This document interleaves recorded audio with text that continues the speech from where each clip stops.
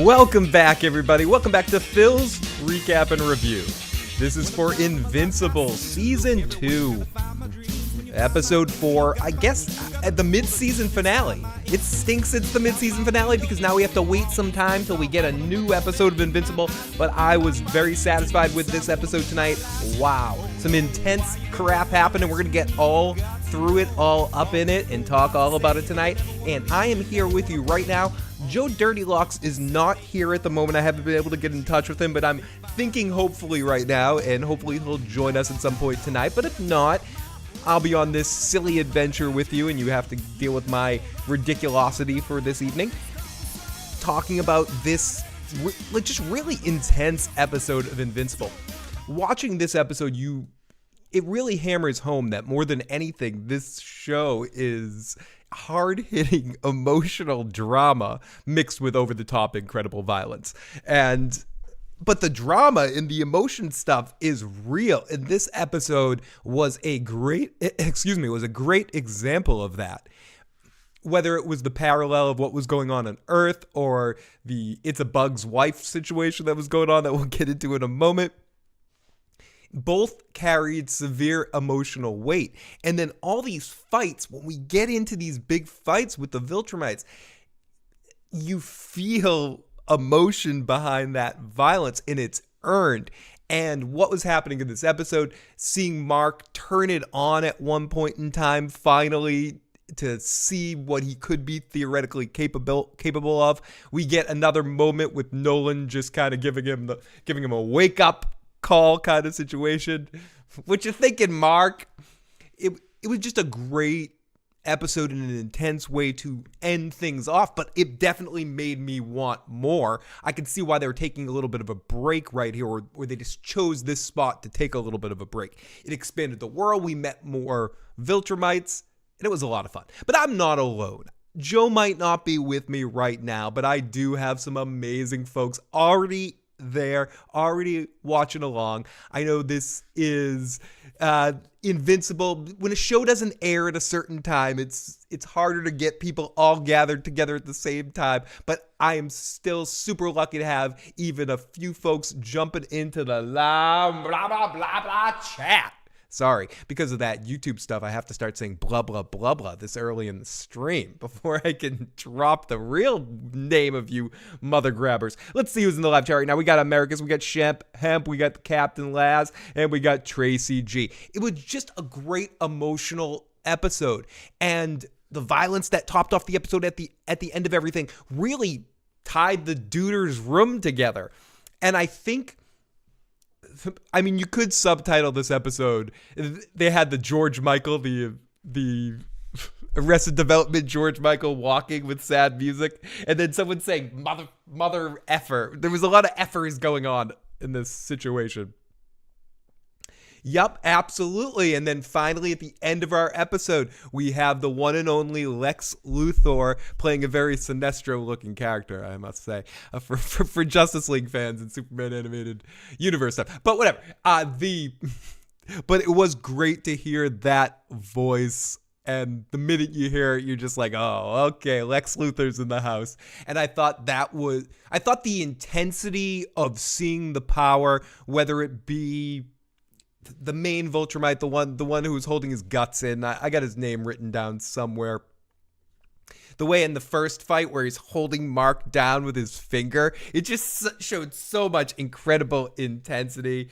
Great to see everyone in the live chat. Oh, we got Joe. Joe is logging on. He'll be on in a few minutes. We'll get him, see if he'll pee on our party a little bit. But for right now, I'm gonna glorify my hype for this episode and say I'm really excited. I'm gonna press my luck and dance to the Press Your Luck theme.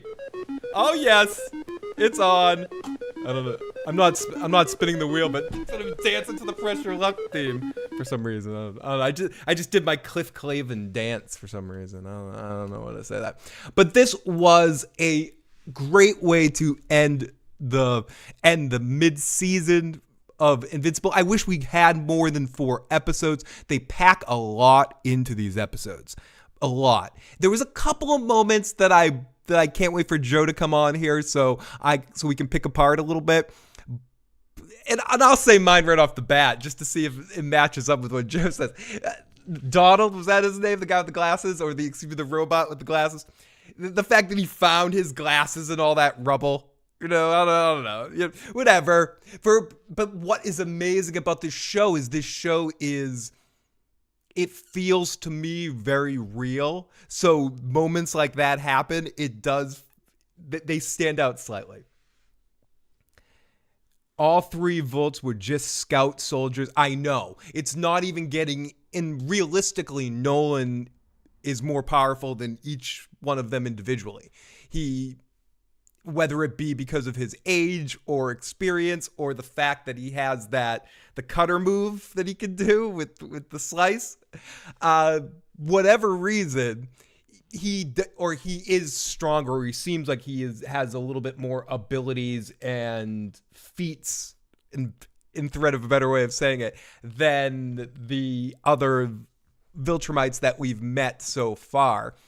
And I mean, Mark would have won the fight against Blade Hair. I'm sorry, I don't know her name. Anyone who does, comic people, please feel free to correct me or let me know. I'm sure it is in my notes, thanks to comicbook.com. I'm sure they have that character's name, so we'll hear it later. But Mark was going to win that fight. And I also, certain little things, like seeing the way that they show Mark take off in flight and then they show Omni-Man take off in flight right after him, was just excellently done. Just subtle differences of the power of which we see them take off when they fly, I think was just a subtle thing that was done really well.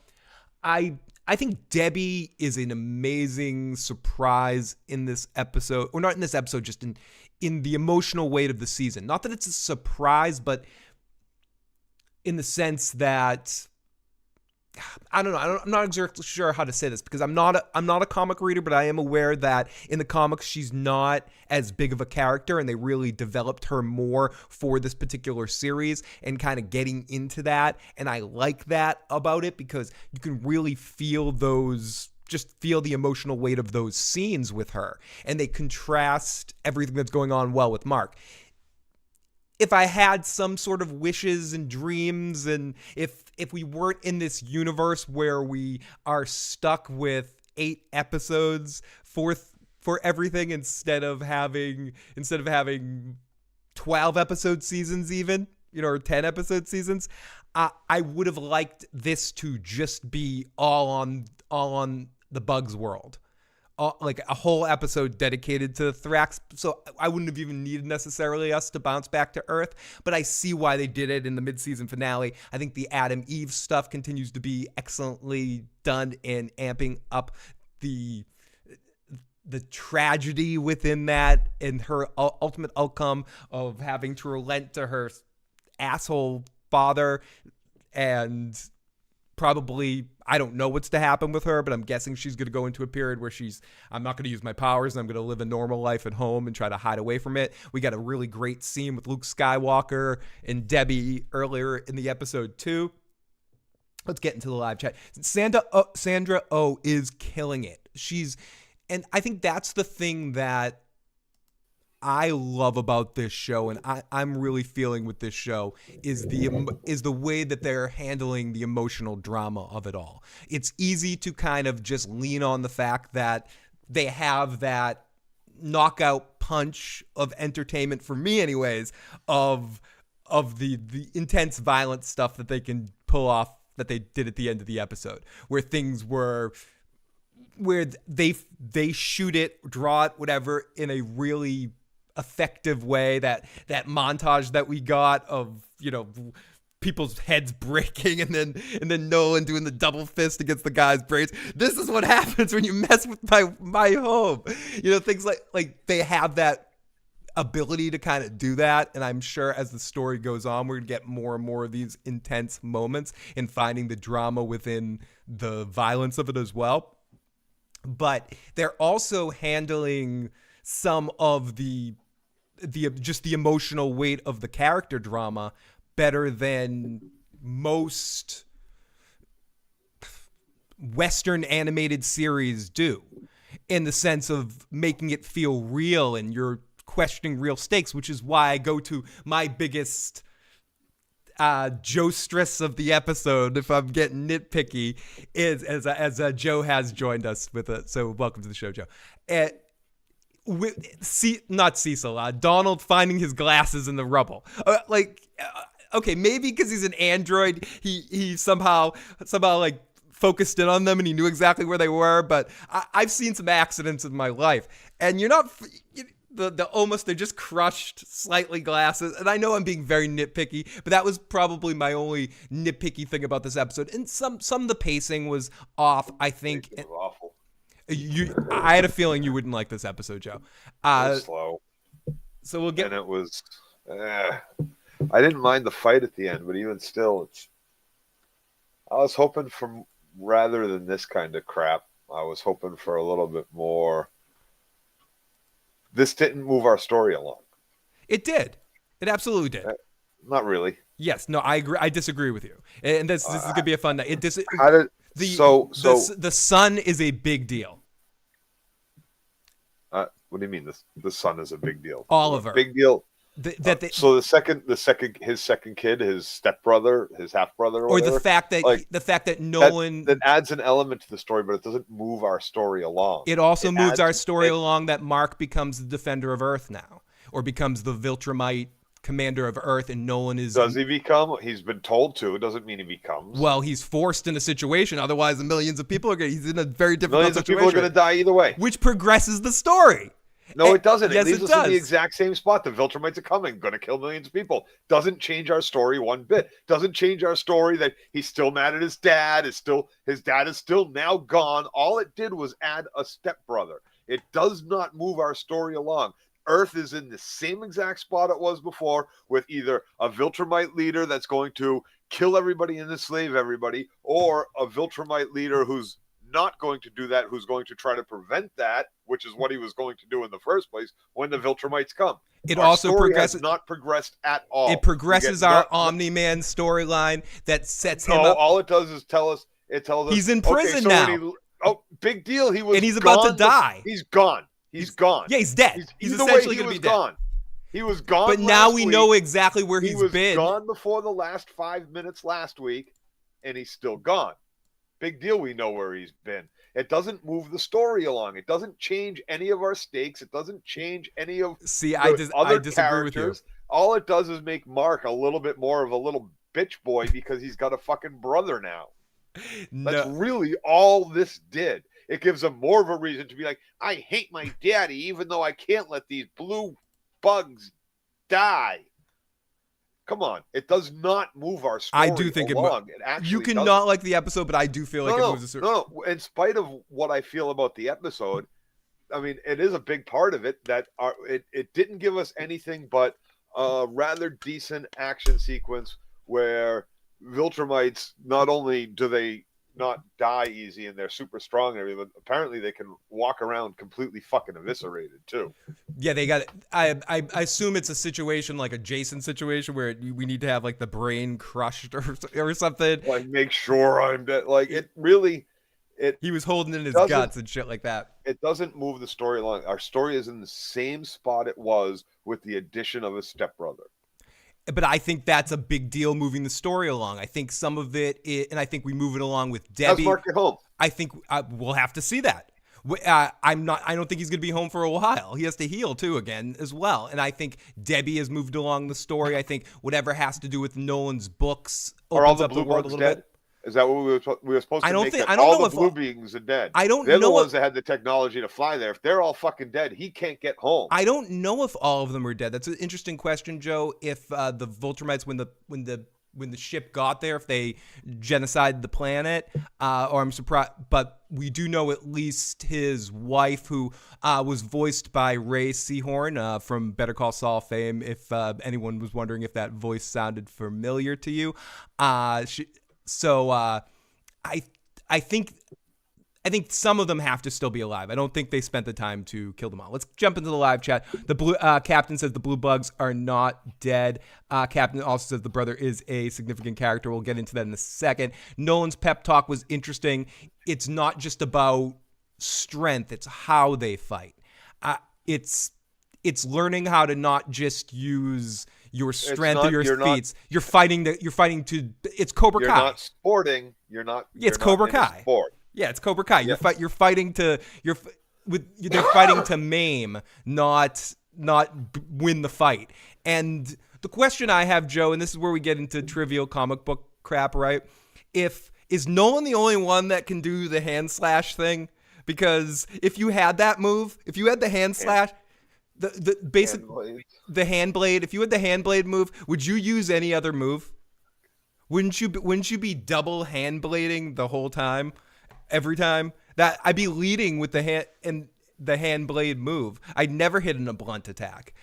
So why did he cut open his belly? Why didn't he chop off his head? I mean, you could ask the same question about why didn't he fly around and chop everybody up? Why didn't Thor hit Thanos in the spoiler alert? Why didn't Thor hit Thanos in the face? It's an interesting question that we could look over them. Yeah, exactly. Finish them. John Kreese would be very, very, very upset with us if. But I do think that we get to a very specific point where Nolan is, I think, the progression of the story, whether you feel like it progresses or not, it's within the character of Mark to show him what he's capable of. And I think in that moment, what did we see? Mark was capable of getting beat up again. No, he beat her up, but he just didn't know how to give the killing blow. He doesn't have that. He needs to learn. He needs to get the eye of the tiger and knows that when he's fighting these guys, he needs to fight for keeps. Did he get a killing blow? No, he had an opportunity for it though. Oh, okay. He had an opportunity for it. He cowered in it because he still has too much human in him. And he might always have too much human in him. But he did learn a little bit what he's capable of in this episode. And Nolan did progress his fighting in a sense and amped it up. Showed him the drum technique to amp up from the crane technique. But I see what you're saying, Joe, but I think within the characters there was some progression. The music, but Mark doesn't kill, so not yet. Just reaffirms his. Not his yet. spot. He has to though. He has to get to a point where he kills. Even if he does or doesn't, it didn't progress his character any. It gave him something more to think about, maybe, but it doesn't. There was no progression for this episode to last week. There was a lot of progression to the story. We found out a lot. This week we didn't get anything new aside from. Do you need every episode when we only have 8 built upon telling a very specific story? But you think every issue? Yeah, I don't want the bullshit. I didn't feel like this was bullshit though. Okay, let's captain. I don't feel like they expanded Mark's character enough in this episode. Oh, I think they really did. I don't feel like they expanded any part of the universe or so far we've had 2 episodes, minus the first episode with this fucking dimension jumping dude. Oh yeah, we haven't seen any more dimensions jump. I'm surprised we didn't see him tonight at the end. It felt like a lot of wasted time here. It really does. Fair enough, Joe. We'll talk all about it as we break this episode down. Captain says he was winning against Hair Lady, but he doesn't have the killer instinct to really finish them. And I think that's what we have to hope that Mark gets and what Nolan was going to try to teach him. Mark becomes the commander of Earth. Nolan mentions that to read his books as he's captured. So do you think maybe within those books that we have some information that he was obviously saying, read my books. There's secret messages in there of some sort. But then we see Debbie throwing out the books. So hopefully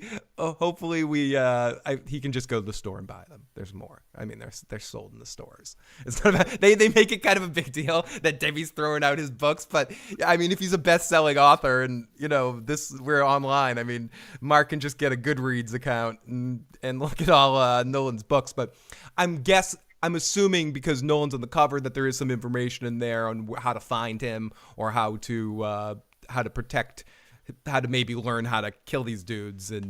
But we'll have to see about that. The Viltrumites are really hard to kill, as Joe was saying earlier.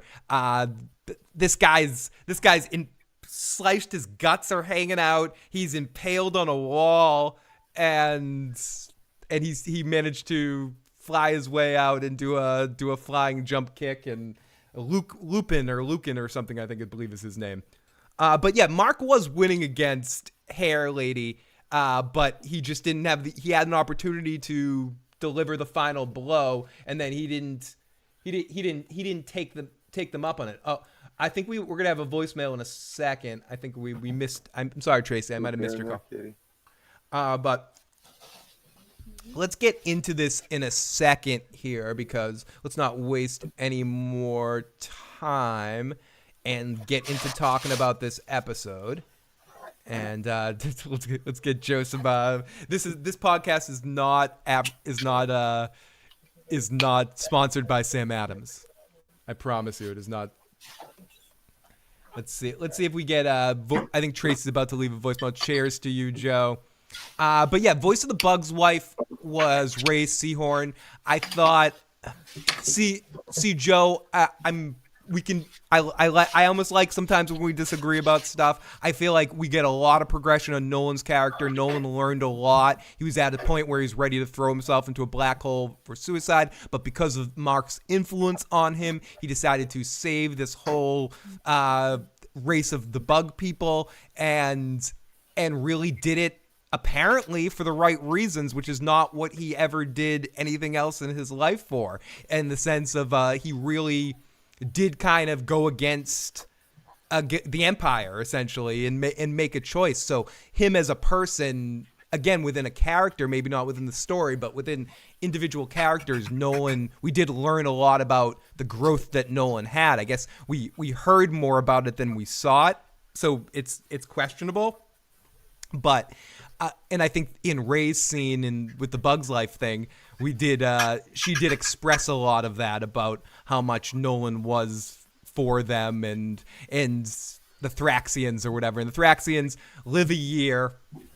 They have special abilities to be able to like get good at things early and that makes me question with the kid and I don't think it's a spoiler to say that his name is going to be Oliver, but I don't want to just call him Kid all night. His younger brother Oliver. Blue boy.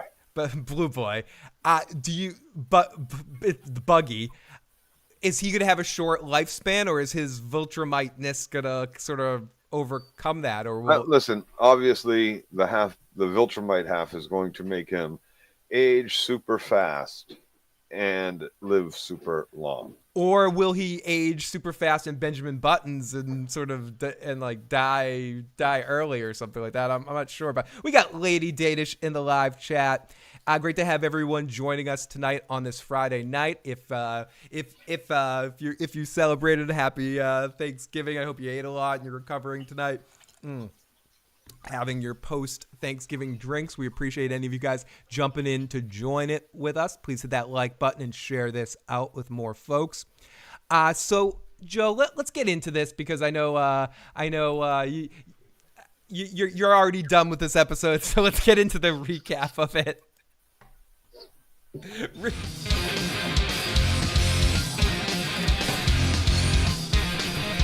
Okay. I kill.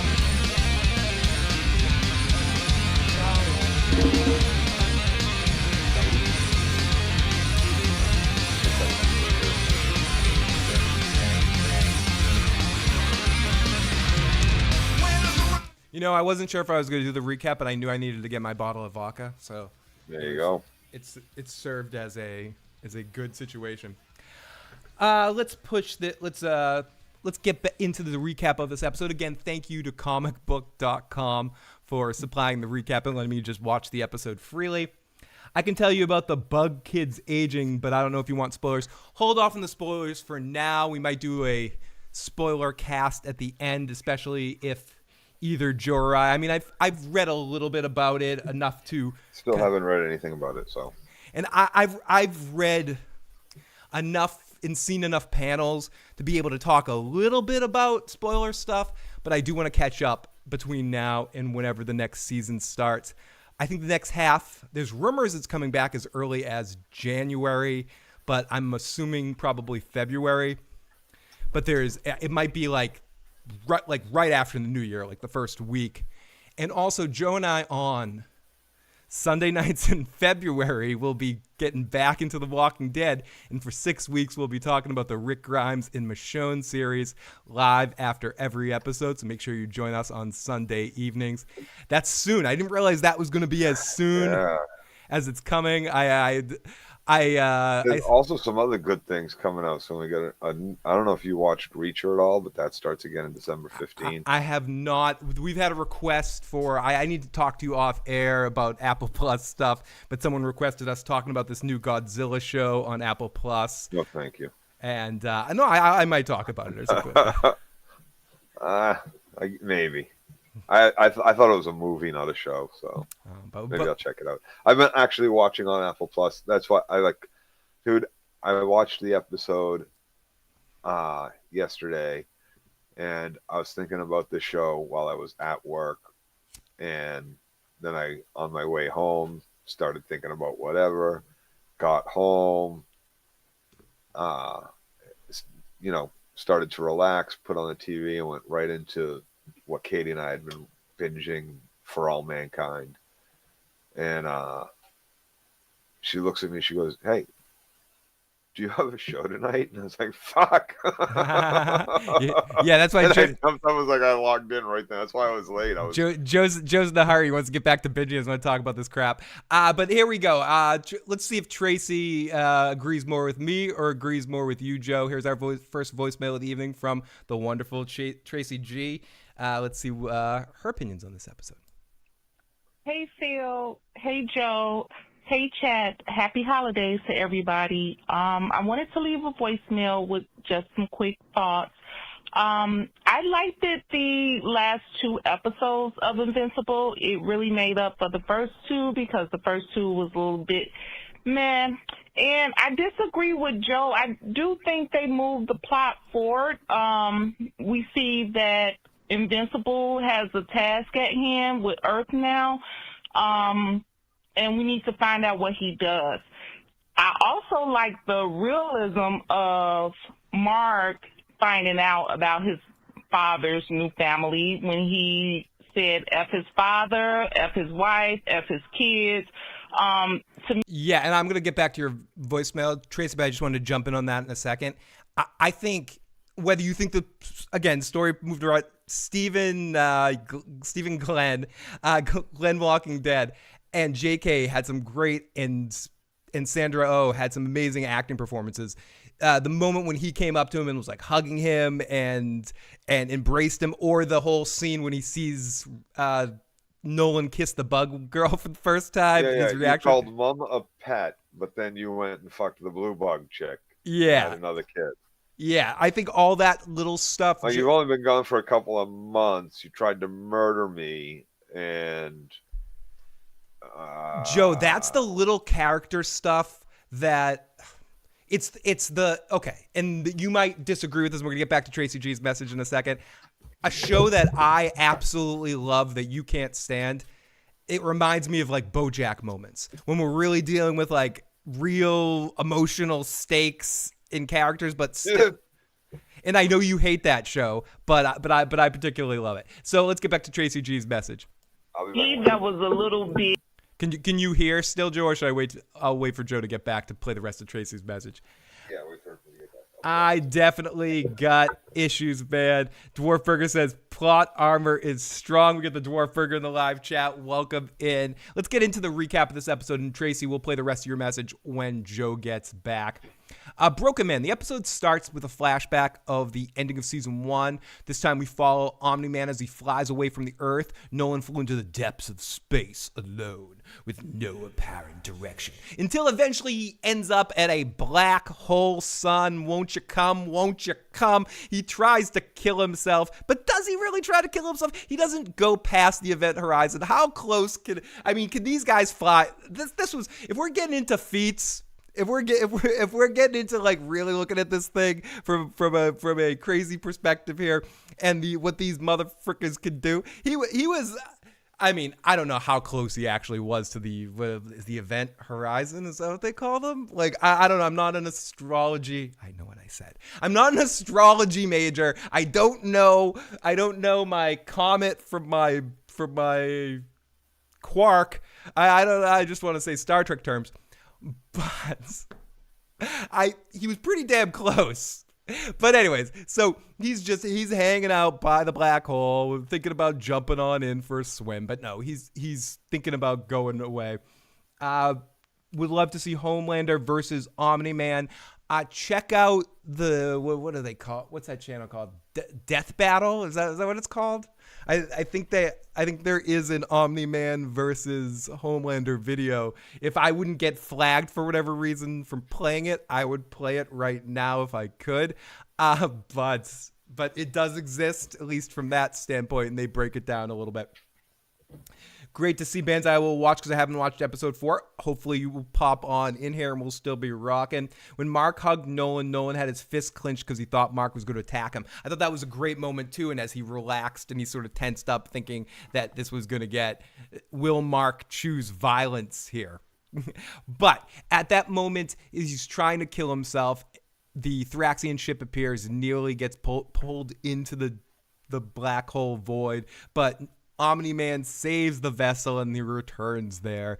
And all this is orchestrated to the song that plays called Avalanche by Nick Cave and the Bad Seeds. I mentioned this. I'm not, I think music that I don't necessarily wouldn't necessarily listen to can fit naturally in a scene, and I think whatever the music that they're choosing for these emotional moments on this show is working really well. Great to see you, John motherfrickin' Haymaker. But yeah, Mad Sinister McCall, shut this off right now and check out the Death Battle, Homelander versus Omni-Man, and or put it on in a second tab. I don't know. Have a tab. I'm so old. Like, have a sip of a tab and check us out. But we'll play the rest of Tracy G's message in a second. Now that Joe's sitting back down.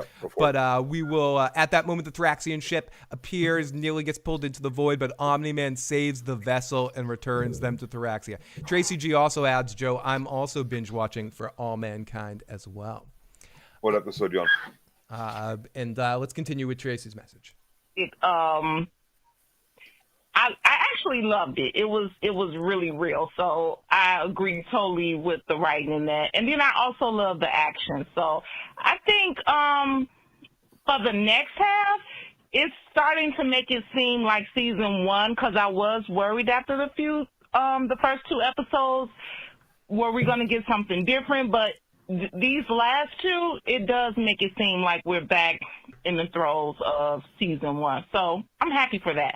Happy holidays. Thanks. Bye. Thank you, Tracy. And Joe, that's the only thing I guess I'll combat you. Not that it matters. I see what you're saying in the sense that when we're in a limited episode situation, you want every episode to sort of move that plot along. But for me, it's more it's more just if at the end of these 8 episodes, if I feel like the whole story wasn't told, I'll be with you. But I'm holding judgment till the end of the whole season. So Omni-Man episode starts and we get that long drawn out him flying through the galaxies, slowly going to throw himself in the black hole. Yeah, the George Michael from Arrested Development stuff. Where we see him just walking. He sees the craft getting sucked in with the blue ants, and he says, I'm going to save their lives because I understand a little bit maybe now about what my kid was saying, and because of maybe my experiences on Earth being that savior type, right? It's time to actually believe it. It's like Mark said to him, this is what you should have been on Earth. And so how I act out after I fucking save their lives is I fuck their women and become emperor of their world instead of doing a 180 and going try to repair my relationship. He fell in love. He fell in love. He fell in love. Love at first sight with the blue bug. And she's raised Seahorn. Human that at least, Okay, sure. Right. Great. Character epiphany. Yep. He's come a long way, baby. He's a good guy now. He's a good guy. He's a good guy. He's a good guy. Good guy. I'll trick him. my son into coming here, like you said. No, like the but he ego got that they called talk out about on it. there, He got called out, and what a happened little to him by the end of the episode, Joe? He got his back fucking broken. It's not like he had a good day. Oh, big deal. There's a fucking dude walking around holding He's dead. his fucking He's belly literally in his dead. hand. He's dead. Please. Are you sure? Are you sure? Dwarf Burger's starting Because he was dead the first fucking time when his belly fucking fell out when he was eviscerated. No, I'm talking about Omni-Man. I'm talking about Omni-Man, who's being basically brought to the planet. There's no way he survives this. He's a dead man. He's dead man walking on the on the Viltrumite mile. No way someone could survive something in superhero comic book cartoon universe. Hey, let me never mind. Like, let me fake ignorance. Let me fake ignorance here on this one, Joe. I guarantee you, there is a dumpster on that fucking Viltrumite fucking base or planet or prison that he's gonna hide under. Hey, listen. Just because Glenn's on this show, Joe, doesn't mean you have to bring that shit up. I mean, come on. I forgot he was. That's just mean. That's just mean. It's not just another dumpster, Joe. It's not. There's a dumpster somewhere for him, Joe. It's not just another dumpster. Stop. Oh my goodness, poor Glenn. Oh no. Okay, you're warming up because we're getting into The Walking Dead soon. We got to get back to that. Okay, so how do you impregnate a blue bug, Phil? How do you? I wanted to see that would be character progression if they showed how Nolan impregnated the blue bug. Viltrumite sperm can impregnate anything. It can get through any eggshell. That's all you need to know. Whether it be an embryonic egg, they all are, but like whatever, it gets through. I'm sure they'll explain that. Those little fuckers, they fight their way through. Now, America says, no real justification for redemption. I see Joe's point on this one. John Haymaker says, I just started watching The Gilded Age. I want to start watching that so I can talk about it with Tony. Captain says, I just started watching Babylon 5 last week. Yes. Dwarf Burger says, skip Babylon 5 and watch Deep Space Nine. Oh, of course. Yeah. Okay. And all right. Happy Thanksgiving to you as well, buddy. And the captain says, we already knew that the Viltrumites were coming. We didn't know when. Now that they found Nolan and Mark, it increases the urgency for Mark and the rest of the Earth to prepare for invasion. Because they basically gave Mark now a timetable. We're going to come and check on you. So they're coming. It's not this. They already knew. They didn't know when. They didn't know when, and Nolan was sort of putting them off the side. We know when now. We know when, soon. And Mark knows when-ish. Very right? soon, yeah. But probably we within a year. already knew they were coming because of everything that they've talked about before. Right, but now it's imminent. Now, and we got. It was always imminent. It's just now, maybe soon. Not even soon. You still don't know. They were always coming, if Mark never, and they're still always coming. Joe, this is one part maybe you're forgetting in the sense that if they never knew that Mark existed, they would never come for Earth. Now they actually know for a fact that Mark is real and that the humans are able to procreate with the Viltrumites, so they're definitely coming. If they were never able to sort of increase their numbers again through the humans, I don't think they were ever actually coming. So I do think there is some progression on that level in the sense that now that they know Mark is real and Mark is strong. What's the point of having fucking Omni-Man there? What's the point of him taking over the Earth? You're trying. If they're never coming there because Mark doesn't exist, what's the point of Omni-Man being there at all? They were always coming. Because he's only there for a certain amount of time. They live so. Joe. They live so. Season 1, they're coming. Joe. He said only, and that's why he's upset. That's why he had to kill the Guardians, because when Mark showed his powers and showed that the powers go through to the humans, that's when he had to amp up his plan. He was there probably for 100 years or something like that, or however much time he'd have to be stationed there, because these Viltrumites live for so long to be stationed on the planet to try to see if you can sort of undermine them. Maybe I'm wrong about some of this, but let's get to the super chats, Joe. We got Kelly Johnson, who's also going to be hitting us with some PayPals. I'll get to Kelly Johnson's questions in a second. What's with Joe's hair? He's got it there. It was the position. I think your hair. Well, I can answer this question for Captain Lazarus. How did they know he left? We found out last week that they knew he wasn't there anymore. The 3 of them attacked the alien or whatever. Right. Alan sort of unfortunately gave up that information or confirmed. Or he didn't give it up, but the spy, Alan gave it to the council, and there's a spy at the council. And there's a spot, whether it be Optimus Prime or his girlfriend or something like that. And thank you, Kelly. I will. I'm gonna pour myself. And that's what they said. They said not only did they know, when they showed up to fight Mark. Thank you, Captain. When they showed up to confront Mark and Omni-Man on the Blue Bug world, and found out about the Blue Bug child, they even said, "Oh yeah, so the rumors are true." So they already knew that there was a possibility that Omni-Man had this kid on Earth.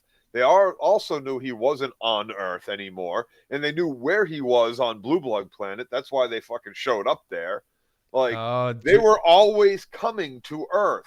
Joe. They were always coming, and they're still always coming, and there is no definitive timeline for us before or after this episode that says they are coming at any specific time. So they're again, no change. Winter's coming, Joe. For us in this story. No movement. Joe, we have an unfortunate super chat just for you from Kelly Johnson.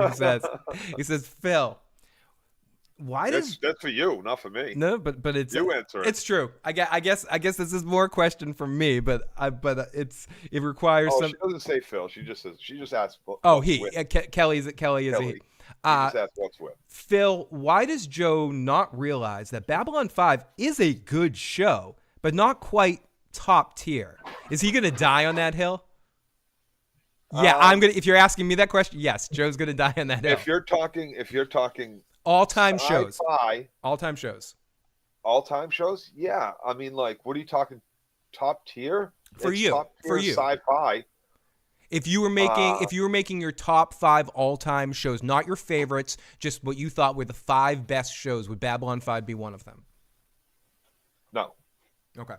That's my own question. But if you were making sci-fi, it would be your favorite sci-fi show. Do I have to go, like, Bab 5 has its flaws, and there's big arcs in it that I'm not a fan of, the storytelling wise. Ultimately, it's better than DS9. It's not better than Star Trek, right? Like, that's a point that people think I'm trying to make a statement that Bab 5 is better than Star Trek. Star Trek is huge and massive in its scale. Babylon 5 doesn't come close to that, and it's not like it's the Orville scope. It's not like it's the Orville or something. Amount of series, things like that. But as far as it being, it's probably in my top 10 all-time shows. Okay, it is not in my top 5 right away. I mean, MASH, right? I don't care how it fucking ends. The first 5 fucking seasons of fucking Game of Thrones, right? Yeah. Like 4. It ends there. I would say 4. The books ends there. It ends there. I would say 4, but I see your point. That's a different show. Save that for a different show that we're gonna do before. Right, but like it is like there's shows that aren't sci-fi. Hell, fucking Sense8 is an amazing fucking sci-fi drama. Twilight Zone, good. So to continue here, we get new family who's this back in the present day. Mark confronts Emperor Nolan. After the initial tension, we have a emotional moment where Mark embraces Nolan with a hug. You could see Nolan clenching his fist, thinking Mark's gonna choose violence, but he chooses a hug. But Mark is still emotional about it. We get the fake out on the first time. We don't get the Invincible word. We just cut before he says, what the fuck, as he figures out the whole situation. There was a lot of fuck F bombs dropped in this episode for almost like perfunctory reasons. There was just, it seemed like you just noticed the big F bombs dropped in this episode. But after a brief tantrum, Mark tries to fly away, but he's too far from the Earth. Nolan implores Mark to kind of hear him about all the situation, and he explains to Mark that he has a wife, Andressa, who is a rapidly growing son, his brother. Mark's like, whatever. It's it's just some funny dialogue between the two of them. Then we get into probably what I'm guessing is Joe's least favorite part of the episode, but I thought was done really, really well. Debbie, Sandra Oh, is still wandering aimlessly, taking a massive hit, being kicked out from the support group. She visits Nolan's fake grave. She's still struggling. And the song that plays over this is Olympus by Blonde Shell. I don't know. I see why. I've read a few people also thinking that the Debbie stuff kind of threw off the tempo of the episode. I see what people are saying within that, but I do think, again, we got some good character progression with the character of Debbie. Joe, this is probably a little slow for you, right? Yeah. Yeah. Well, I mean, it's not, that kind of shit's not bad. It took out of this pacing. It would you have been rather better suited in last week's episode. Would you have rather the whole episode being on the alien planet? You know what I would have rather? I would have rather taken out the Debbie shit from last week, Mm-hmm. or condensed the Debbie shit from last week and Debbie shit from this week and Debbie shit from whenever, and put it all together somewhere around episode 3. Would have been fine. But take the Alan alien shit and all of this shit and mix those two for an episode together. Fair point. I think again we get into the idyllic problem of all of this crap that we only have 8 episodes. I mean, I think with something like this, it would benefit more episodes. With something that we're about to talk about in February, the Walking Dead Rick Grimes thing, that's only 6 episodes. I think that benefits from being only 6 episodes, because it's in the short story that it needs to tell. It's a short story, and we're going to get into that. I don't want to talk too much about. What is it? A season, or is it like the entire? It's the series. It's a mini series. It's a mini series, but so it's not a season. It's the whole run. It's basically I don't know that. It's going to be like a 4.5 hour movie. Maybe it might be first season of many. I don't. We'll talk about that at a later date. 6 episodes, but 4.5 hours basically. I don't want to go too far down the Walking Dead rabbit hole, because we're going to be talking about that for 6 weeks. That's okay. So we get into you might not find this stuff tantalizing, but I love the Mahler twins. I think they're hilarious. The voice acting is top notch as always. That again slowed it right up. Like, they didn't come back to them. No, they did. They came back to the after credits scene with them. Oh, that was the only part with the Mahlers. No, we get 2. We get the first Mahler, where the Mahler twins are back after losing one. And they're like, yeah, I'm the real clone. And maybe I didn't see the after credit scene. The after credit scene, the clone poisons the one that was the original and makes a clone, so they're back to the square one with that. So their story doesn't progress; it regresses. So let's get into the live chat. Happy the Walking Daryl. I sent a text message to Phil. I got a good question for you and Joe. We'll get into that in a second. More links and backstory, but they're aiming for multiple seasons. Says America's Dwarf Burger. Swamp Beard says that happens a lot. It's worse now where shows only have 3 seasons to have something other than content to shelf people up, to sign up for a streaming service. That's why I highly recommend pirating. I mean, I didn't say that. Let's get to our text message that we got from Americus. Not from Americus, from Mad Sinister. Hey, Phil and Joe, it's Mad Sinister here. Thought the episode was a 7 out of 10. Can't believe Omni-Man hooked up with a bug over Sandra Oh. Talk about a downgrade. I feel like the show has too many storylines to keep up with and little time to do so. Did like seeing some more Viltrumites in action. Too many storylines. And got a question. Do you think Omni-Man can be forgiven, or is he unredeemable, Joe? Is forgiven for what? For what he did to Mark and Earth and Sandra. And Earth and Debbie. The entire Justice League, or whatever the fuck they are. Yeah, murdered the Justice, brutally murdered the Justice League. And how many people on that train died, and how many people in those buildings died. Yeah, all of that. Earth died while they were fighting. All of that, Joe. No, of course not. What's the like? What's he got to do? He comes back, he saves Earth from the Viltrumites, absolutely killing absolutely everybody, and then you're like, yeah, well, he only freaked out for a little bit and killed, 1,000 people and broke a couple hearts along the way, but he saved 6 billion. Don't worry about it too much. A year later, he saved 6 billion people. So it's okay. He's a good guy. But now he hasn't left, and we know he's the ruler of the planet. What he says goes. Gal Ducat's a good guy. He's a good guy. Okay, so just ultimately, no. There's no. I think I'm the boys on this. I'm joining up with the boys on this one.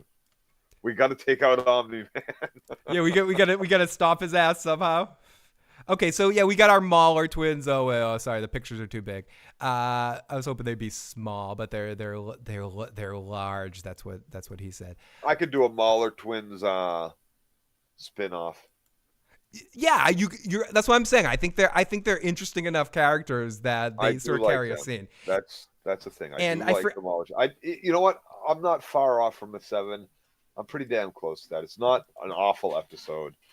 I think part of this too, and we'll talk about this at the end. You're coming off watching probably one of your favorite animated things you've ever seen in your life. Oh, dude! Wait! I'm gonna give you time at the end. Hold up! I'm gonna give you time at the end. I wasn't even thinking about that. But I do think that's intrinsically built up in you right now. That it is between last week and this week. I do think there is best anime I've ever fucking watched. Okay, ever. Spoil or tease. Joe's gonna be talking about a show. I'm not even. Don't even tell him what it is yet. Right, Joe's gonna be. They name it in the chat somewhere. Yeah, Joe's gonna be talking about a show that he's gonna in his Joe suggestions. I couldn't do it. Joe suggestions at the end of the show. Okay. Dirty suggestions. Joe's dirty suggestions. Omni-Man is the nicest full-blooded Viltrumite that we've met so far. Absolutely. They're Joe's dirty locks, baby. Yeah, that I like that. Joe's dirty logs. Oh, we got some messages from last week that we didn't get to. Let's see what Jay had to say. Hey Phil, if I take a hot pocket pizza and cut the top off or whatever, so now it's open face, is it now like a legit pizza? If you open up the hot pocket and flatten it is no longer a calzone. It becomes a pizza. Yes. If you cut it open and open it up, yes, it becomes a pizza. Right, Joe? Right? Am I wrong about that? Listen. Take the top bun off of your sandwich, and it's an open face sandwich. Absolutely. You seal that pizza up, it becomes a calzone automatically. Yeah, you fold your pizza in half, it's a calzone. Absolutely. So everybody that eats a slice of pizza, when you fold that shit in half, you're eating a calzone. You're calzoning your pizza. Your pizza. If you don't keep that shit in triangle and feed your face, now I'm a folder most of the time, but one bite, you know the rules. Okay, 647. That's why the Greeks cut it in squares, so that way you can't fold it over like that, or it makes it like weird. Yeah. 647 was very quiet in his message, but said, "Yeah, I agree with you guys." A Canozoozle. He's a good fella. I hate Omni-Man. He's a bastard. Unredeemable. Okay, so this comes into probably my passive least favorite part of the episode, as I've mentioned a couple times. Donald digs into his death, as they put it on the comicbook.com. Donald goes to pay Debbie a visit, but she's out there doing the graveyard therapy thing. Donald's instincts, or his robot data-ness, leads him to across the street to the ruins of the safe house, where he manages to find his glasses in the rubble. Again, if this show didn't focus so much on sort of real human emotions, I would just say, whatever. It's whatever. It doesn't really matter. But this show focuses a lot on real emotions and real stuff. So I'm going to be a little nitpicky on that. They could have figured a better way to do this. I don't know if this is how it was done in the comic, but I thought this was kind of a weaker way of him discovering, like, finding his glasses under rubble and like the one spot where he decided to pick up. It's like, oh, my glasses are there. Oh, interesting. Okay. Listen, I gotta go fill my drink. I can hear you though. This is specifically to that point too. Like, I've lost things, but known where they landed. Right.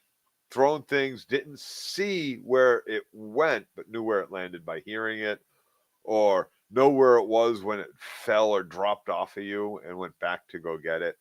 But there have also been many times where that's not the case. As far as him finding his glasses in the rubble, this was not one of my kind of moments, because, like I said, I have remembered things my glasses falling off of me. No, fair. Gone back moments later to get them. Fair. It bothered me because if we're getting into our our television trope discussion. It's sort of a TV trope where a character just happens to find the right thing at the right time. Similar thing happens at the end of the episode with the fight, where the day that Mark actually gets there is the day that the 3 Viltrumites show up. They didn't show up yesterday. They didn't show up. It's a 3 right. It's a 3-week journey back there, but the day that they decide to finally show up on the planet is the exact day that Mark and Omni-Man are or if Mark's finally deciding to train with Omni-Man.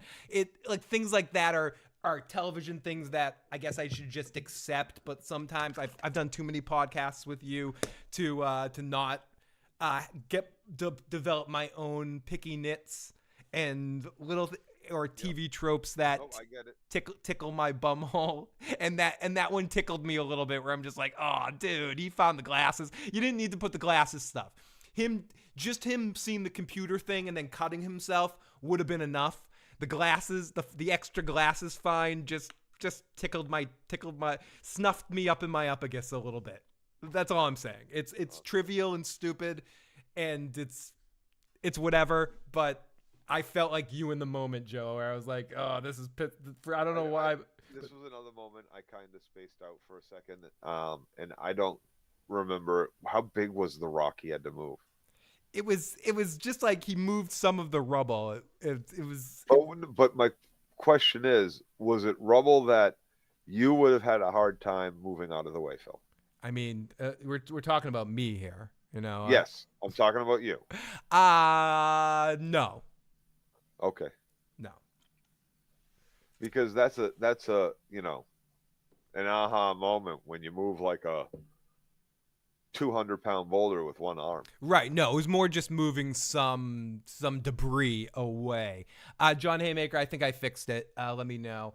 Donald is a dummy. Donald reminds me of the King of the Hill character. Yeah, he looks like a grown-up version of Bobby Hill. He definitely does. He 100% looks like a grown-up version of Bobby Hill. I'll give you that 100%. I see that. I think I have a picture of him. Let me see if I can throw it on screen here. It's a side angle of him, but let's see. Or it's like Bobby and yes, it's Bobby Hill. Yeah, you can see grown-up Bobby Hill right there. Bobby Hill, and so. Somehow, what's his name? The neighbor there, the pest control neighbor, and Bobby Hill combined. Yeah, the dude with the wears the hat, you know. Yeah. Nice, thank you, John Haymaker. Okay, so let's continue here with our recap here. So we get Adam, Eve, and I like the Adam Eve stuff, but again, I don't feel like this episode necessarily needed like the college scene. We could have just had her asleep. It sort of, anyways. But Adam Eve visits Amber and William. I guess they had this to show that Amber is putting on a happy face for Mark being away for so long, and it's actually sort of getting her. William is a fun character again at college, and they reconnect with Mark after the emotional fallout with his dad, since Mark is away in space. Eve agrees to hang out the next day, but she doesn't meet them. So he's going to college. Phil, let me ask you a question. Mm-hmm. Dale, thank you, John Haymaker. Dale is his name. You're 18 years old. Yes, and yeah. You can fly through buildings, all this shit, right? College? It depends. I mean, if you have that kind of power, Joe, what is going to be important to you? Do you want to be normal? Do you want to blend in, or do you want to go with your friends? Do you want to hang out with your friends and go to the place where all your friends are? Does the superpowers change the fact that you want to feel a sense of connection to the people that are important to you? Would you, if you had superpowers and you were still friends with all of us, would you still have worked at Boston Market? Just to hang out with us. I'd have gone to no, I needed that job. That job I needed. No, I'd have gone to like the first open tryouts I fucking heard of. Oh yeah, become a raider. Let me enter the MMA. Is that the sport you go to? Would you go to MMA or would you? What? Why wouldn't you go to all the sports? It's Why true. wouldn't you know that shit? You would bow know everything. You would play multiple sports. Like all of a sudden, suddenly, right? There's nothing in your way for what you want to do. Like, sure, if you want college, like that's there for you. You like, but you just found out you had your God essentially, right? Like college. I mean, college is fun. College is fun. College is fun. Sure. I mean, just because you have superpowers, I guess that's my point. Is like just because you have superpowers doesn't mean you don't want to have fun. And your girlfriend's going there, and your best friend's going there. You still probably might want to do the situation. Okay. But he's not going to last the year. Like, I mean, why does she have to go to college? What his? Yeah. You what? want them to have fun? You want to have fun with them? Hey guys. Because name a bank. Because both will. I mean, I think William's the better question because he's just wanting to skip classes anyway. She probably wants, like an education, but William seems to be just wanting to like hang out and be close to Mark and skip classes and stuff that he's paying for, which again, I'm glad they said that in this episode because that's always a funny thing. And I thought that was funny when I was going to college. I definitely missed classes if I was sick or not feeling good or something like that. But I always thought it was weird in college when people skipped classes. I'm like, you're paying for this or someone's paying for this and you're skipping the class, especially community college, because it's more likely you're actually paying for it. It's not your parents or student loan or something. It's people that, paying money out of pocket to take individual classes at community college and they're choosing to skip classes and fuck off the class. It's like, what the fuck are you doing it for then? Like, stop. Anyways, so back to Thraxia. Nolan tries to explain to Mark that his new son ages rapidly. They're both the mutual enemy and the Viltrumites that are coming to punish Nolan for leaving Earth. Nolan makes Mark aware that the Viltrumites will come after him and his half-brother too, and he'll be executed as a lower breed of life form, protecting family and innocence. He's sort of trying to Joe's point and other people's point about Nolan, he's emotionally blackmailing Mark here. He's like, it's your brother. You got to care about him, Joe. You never heard of this kid. It's got to only been a year too, right? And why would you even, okay, you went and we're flying around the galaxy. They all look like bugs. He's only blue. Like, and you're on a bad acid trip. How long has this been too? It's told the bug to piss off last episode. You swap bugs now. It's different when they start talking to you, I would imagine. When the bugs start talking to you, they're more real. Then they just look different. They look like the bug, but then the personality some can people sell you look like animals already. Joe, different animals, and you don't want different people look like different animals, right? Like if a lot of people look like their dog, right? Doesn't mean you want to like find out what he tastes like, or do the tongue lick, the bug tongue lick. It's a retirement community, Americas. I would have told that bug to piss off the last episode and stayed with Amber. You already swat flies. Who cares about these bug people? I feel like the writers chilled Amber. I agree with you, Captain Laz. Hello, top tier CJ. Great to see top tier CJ in the live chat. And let's continue we're zipping through this episode here. So Adam Eve is protecting family, innocents alike. Nolan needs Mark, the Viltrumite soldiers that tracked down Alan and killed Alan. I'm sorry. So right as he's finally kind of getting to Mark, the manipulation, he's pushing him. He's Batman Robin. We need you, Robin. I need you. You can't let these people die. And okay, this is what I wanted to say. We know that these Thraxians, is that their name again? The Thraxian, the Bugs Life people, they only live a year. So how long is this since the fight between Nolan and Mark? It's got to be like within a year, right? Because Mark's just starting college. 6 months. 6 months to a year, right? Let's guesstimate. He had enough time to at least heal. But they're fast healers. They're probably flash healers, Graduation, summer, and then the start of school. Right. Okay, so 6 months to a year. And right now it's what, October probably, because it's in the September, because these are his first classes that he's skipping. So it's between September, October-ish. Right. So most likely he's known the bug he just had this child with her whole life since she was a larva. Right. Maybe That's even creepy. A maggot. That's creepy, Nolan. I think we're down to it. We have what was the guy from To Catch a Predator? You were so sexy when you were Nolan, we have a conversation for you. What were you doing right here with that bug, Nolan? I'm Chris Henson. Or whatever was that guy? What was that guy said? I'm Chris Henson, Nolan. We need to talk. Like, what the fuck, Nolan? The only explanation to the Viltrumites showing up the same day is that they're following Mark. That's an absolute good point, Captain, that I was thinking when I was saying that. Which means they were already on Earth. They could be tracking Mark as well. Or maybe... Because who knows? Because listen, fucking Alan Alien went back and... Yeah, I don't know. Who the fuck knows when in that timeline that happened? Yeah. That happened right after he went to Earth instead of Urath, right? That was last year. That was the beginning of last school year. So right. So time, as usual with television, is hinky. So super home invasion. Adam Eve is sleeping at the Guardians of the Globe safe house in the city when the guy from the first episode, Kill Cannon, shows up to steal one of Robot's old power sources, and Eve gets full. I can't. I'm trying to picture. There's some other superhero thing that I'm picturing in my head that she goes full, or like symbiote Spider-Man. Like she goes kind of crazy in this fight. Okay, so Mark gets. She should be the most power. Like, did you see her movie, the Adam Eve movie thing?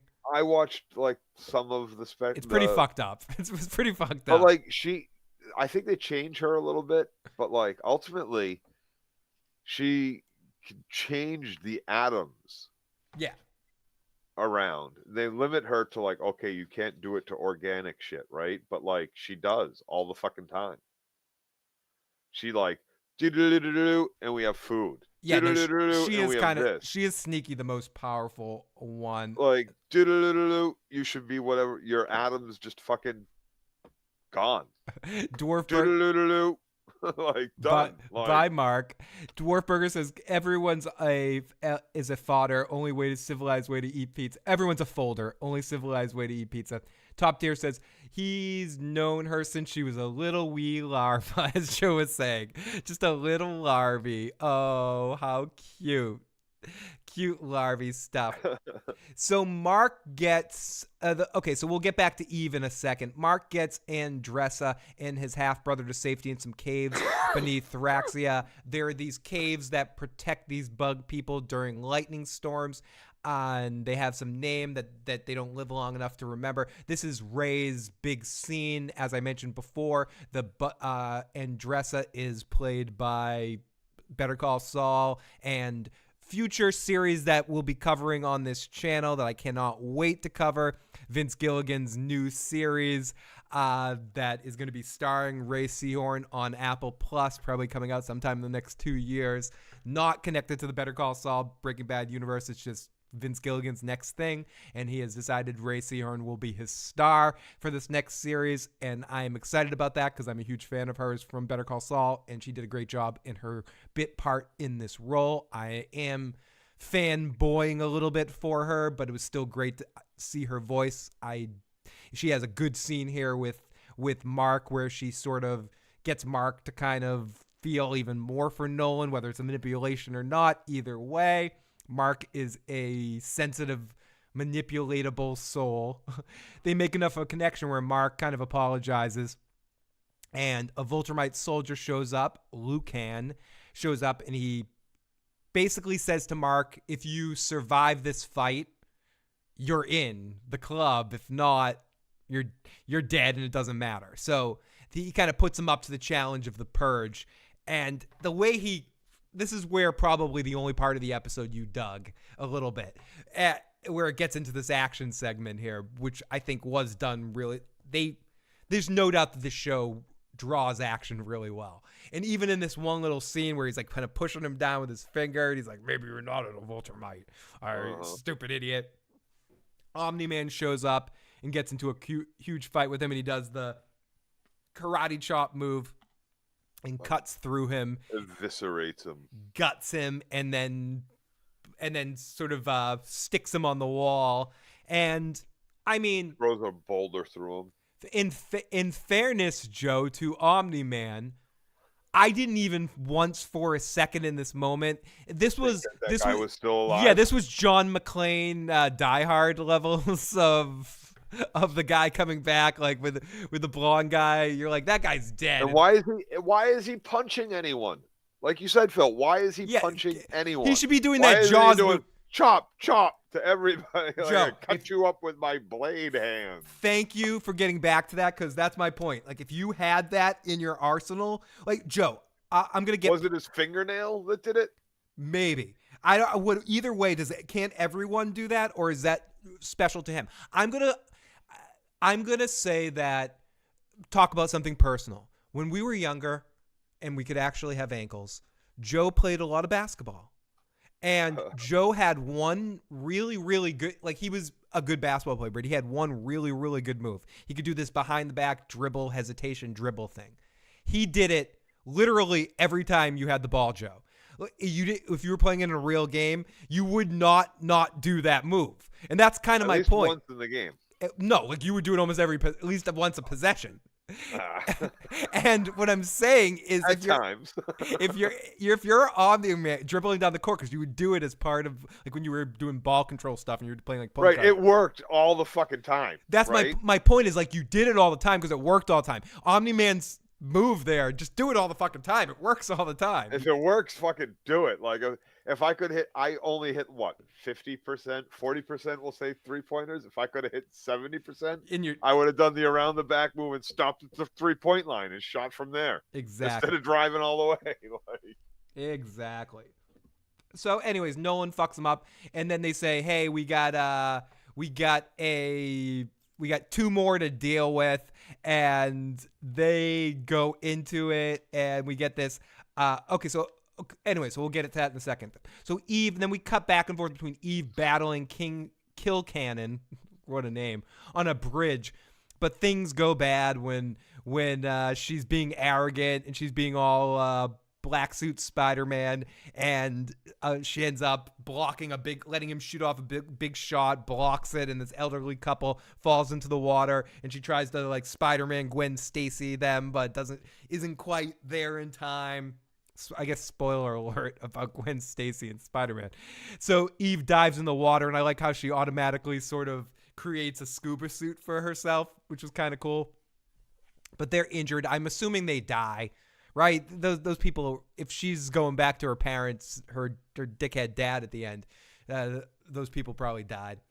So these are the people that died.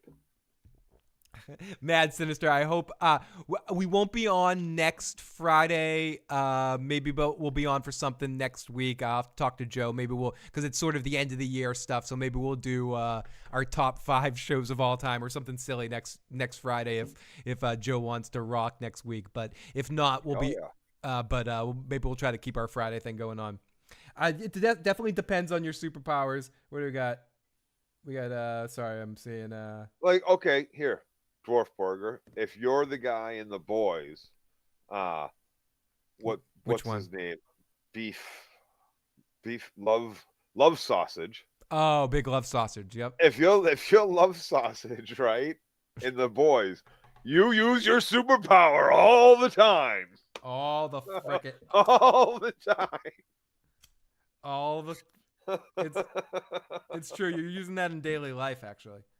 Right? Like, it's a prehensile tail that's in front of you. It's an extra arm, hand, head, all of it. We got a couple hammer. Oh, okay. I got two.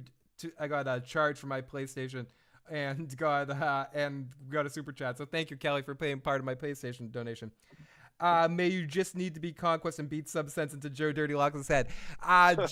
Joe Dirty Locks, hopefully this series will beat some. Joe, you're 2 for 4 this half, right? You liked episode 1 and episode 3. You didn't really like 2 and 4. Yep, I think that cough means. Excuse me. I didn't not like this episode. It just didn't move our story along. It No, it moved our characters along. Not really.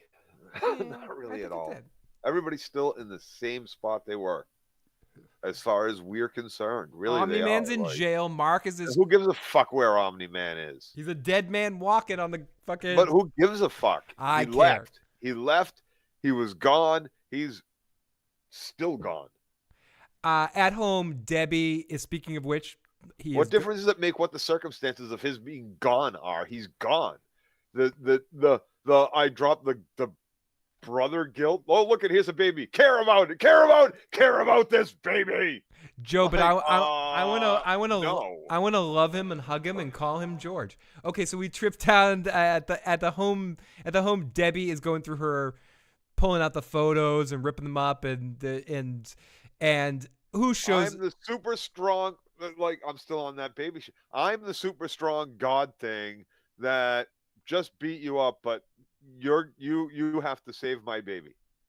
Save my baby. Because I can't ever go back to Earth. They hate me there. Oh my God.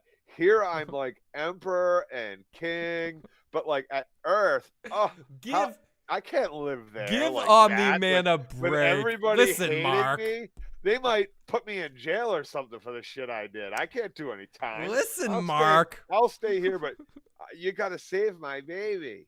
Get the fuck out of here. Your brother Joe. Okay, bloody mother frickin' talker in the live chat. So, hey Phil, this show's been pretty good this season. Sorry, see Joe. Ball don't lie right there. You can't talk. You can't talk because you're wrong. Ball don't lie, as Rasheed Wallace gloriously says in basketball. Joe, what's amazing? Like, you literally turned a different color there for a second, coughing. That was great. Thank you. You went a shade of red. You've gone violet. So trip down there's a Straight to plaid. Joe, I might need you to go with me to the Shriners in a couple of weeks to a Willy Wonka. Some of the members, like Veruca Salt's going to be there, and a couple of the members of the original Willy Wonka. It's a chocolate. Yeah. It's a chocolate festival where so we'll talk about this off air, but I'm sure Katie might like this too. It's because it's just all chocolate as far as the eye can see. But we'll talk about this. But great to see the bloody talker in the live chat. You mother grabber. Okay, so trip down back at home. Debbie is going through all this stuff. She's throwing out her pictures. And who shows up at the door but Luke frickin' Skywalker? And they kind of connect again because they were the two closest to this amazing creature that is no. Why am I defending Nolan? He's a horrible creature. Do you know? Because people keep comparing him to Homelander. Compared to Homelander, he is a better creature than Homelander is. So you think if we're making the stupid evil level stuff, you think they're equal levels? I think Homelander is way more horrible of a person. He's crazy. You're muted for whatever reason, or I can't hear you. Because I was choking to death. Oh yeah. But we don't know who's more evil. Like, that gets into levels of evil, or subjective. Evil's evil, right? But these are to the point of evil. But these are evil. Television characters, and quantifying is part of it. So who's your gut feeling on your eye test would you say is a more horrible person? Homelander. It's not even close. Okay. It's not even close. Here's the thing. If neither one of them had superpowers, Homelander would be a worse person. And just did everything they've done, like with regular, like guns or knives or baseball bats or whatever, Homelander is a more terrible of a person. That's all I'm saying. I see what you're saying in the sense of evil's evil, who gives a fuck, but like they both killed hundreds of people, and enjoy in a sense enjoy it. Or I would say no, that's the difference. Homelander enjoys it. Nolan just thinks about it as I'm stepping on ants. No, I think that's how Homelander sees it too. I don't think he enjoys it. I think Homelander actually enjoys the high. No, I don't think he cares either way.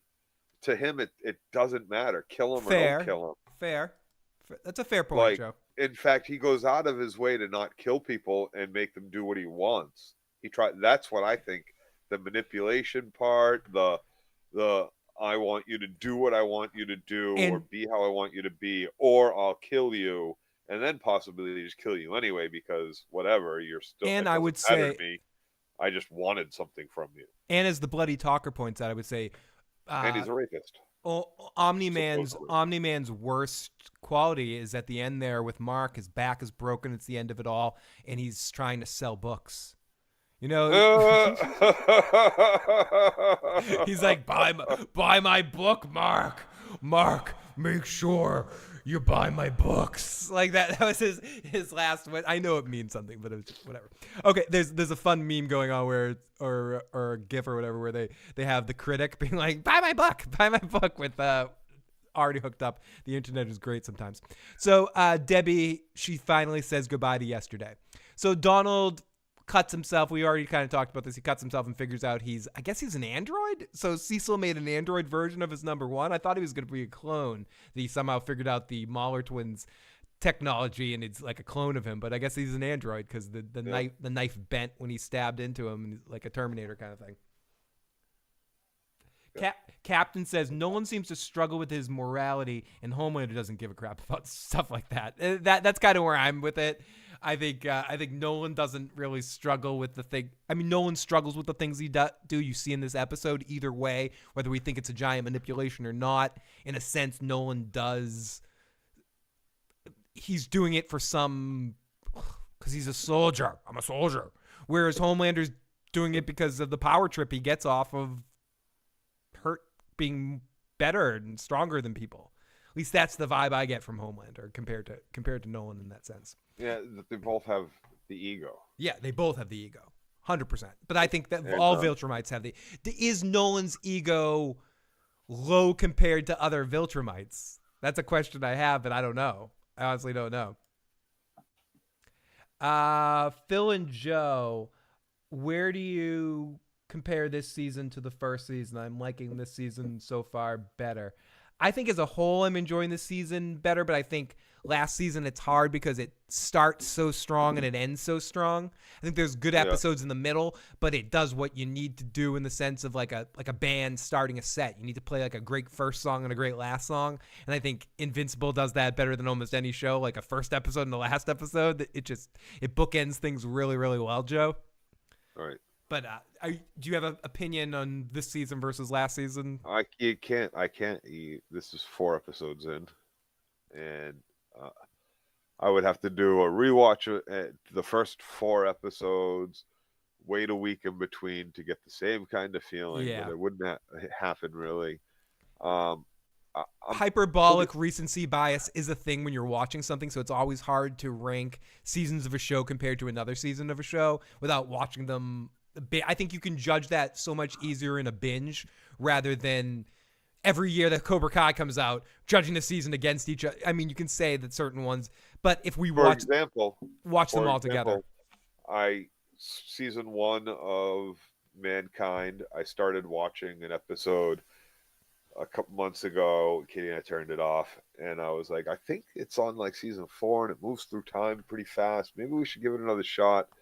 And then we did, and you know me, Phil, I don't give shows another shot. No, usually. it's tough for you to once you make your. I'm kind of like that too. If I fall asleep or I'm not paying attention in the first 5 minutes of something, I won't give it its justice. That's part of the reason it took me years to watch The Wire, because I'd watch that first scene where it's just 2 characters talking, and I never made it past that first scene. And then I finally sat down and watched it all. I'm like, okay, this is one of the greatest shows of all time, if not the greatest show of all time. I don't have that feeling about this show, but I started to really. But The Wire is. But you feel that way about The Wire, though, right? And then, more about it than yes. Yeah. Anyway, and then season 2, it kept that going. We're now starting season 3, and right off the bat, season 3, episode 1. It was like very tropey. It was like, and it's not like the show's not tropey.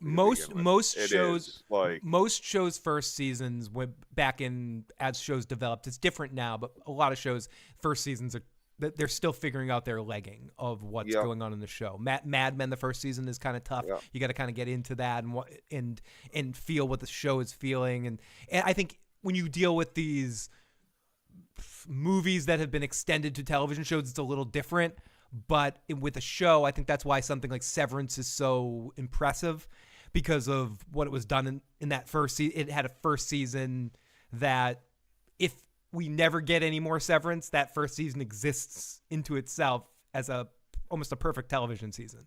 And I hope Matt and I were talking about this, and as we were saying, this might be the first show that you, Matt, and I hopefully we'll get Tony in on it too, all can talk about together. But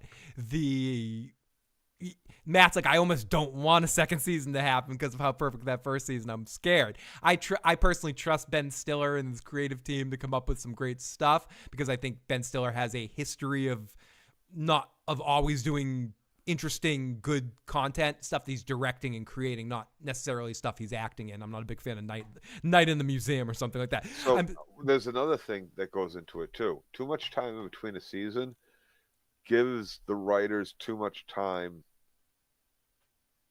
to fuck it up. And I also think it gives us producers too much time to fuck it up. And I think it also gives it changes the perspective of your mindset when you're in it.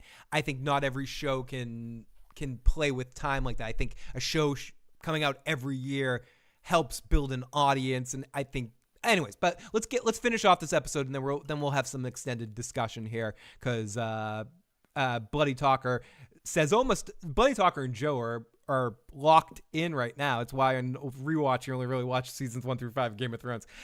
So on Thraxia, Nolan is feeling more emotional about the death and destruction of the Viltrumites they're causing. He sees that they wiped out a big city, like a whole city of the bug people, and he lashes out at Mark, choking him for a second, being like, fuck you for giving me this empathy. And Mark says, no, this is the empathy you should have shown on Earth. And they get into the second half of the fight, and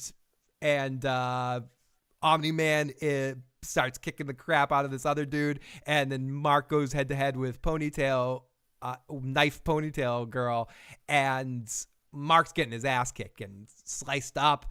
And in the middle of the fight, Nolan kind of brings him aside. He goes, listen, Mark. He basically just says what we've been talking about a little bit. In this fight, this isn't a tournament, Daniel son. This fight is for real. You can't fight like you're on Earth here. You gotta fight like you're trying to maim these people. And that's something I've talked about many times. With fighting in general, violence, but I love sport. And I used to love, anyway, I'm a bit old to love it now, but like getting in a ring, getting on the fucking mat, like that shit was fun for me. Right. But basketball, I played hard, Phil, right? But Joe, the point is, like, in a wrestling match where something that you actually, I'm not trying to kill someone. Right, that's what I'm saying. If it's sport. The way you fought in some fights that I've heard about, like your Dunkin' Donuts situation, was closer to a Viltrumite situation when you're in sometimes the head needs to bounce off concrete. When you're in a real fight. Multiple times in a row. Because that person's trying to do the same thing to you. And I think when you're dealing with these Viltrumites, that's what Nolan was trying to get across to Mark in that moment, and he did, and Mark snapped into it for a moment. And I know you want to say that there's not a lot of progression, but when it comes to Mark as a character in the fact of defending Earth and what we have to hope happens, and that the Earth in this thing isn't overrun by Viltrumites, Mark needs to tap into that. And he did tap into it for 1 second. He was able to snap into Super Joe mode and beat her, a seasoned fighter that survived the purge of Viltrumite, that survived this big fight, could stand up in the fight, and had her in a moment where he was ready to kill her. As, I don't know, did Nolan kill both of them? Because he's about to kill her, she stabs him in the gut, Nolan shows up and, like, first of all, he double punches the dude in the side of the head and, like, crushes his brain, and then he, like, knocks off half of her jaw. But considering what happens after this, I think they're probably going to be alive after this, because out of nowhere, as he's like, it's over, Mark, Jumping out of nowhere comes Luca again. Luca Brasi. Alan the alien was still alive. Yeah, with the guts ripped out. Yeah, exactly. So it takes a lot to kill people in this Invincible world. So and he Mario stomps him. The undying guy. What's his name? Fucking multi-chick.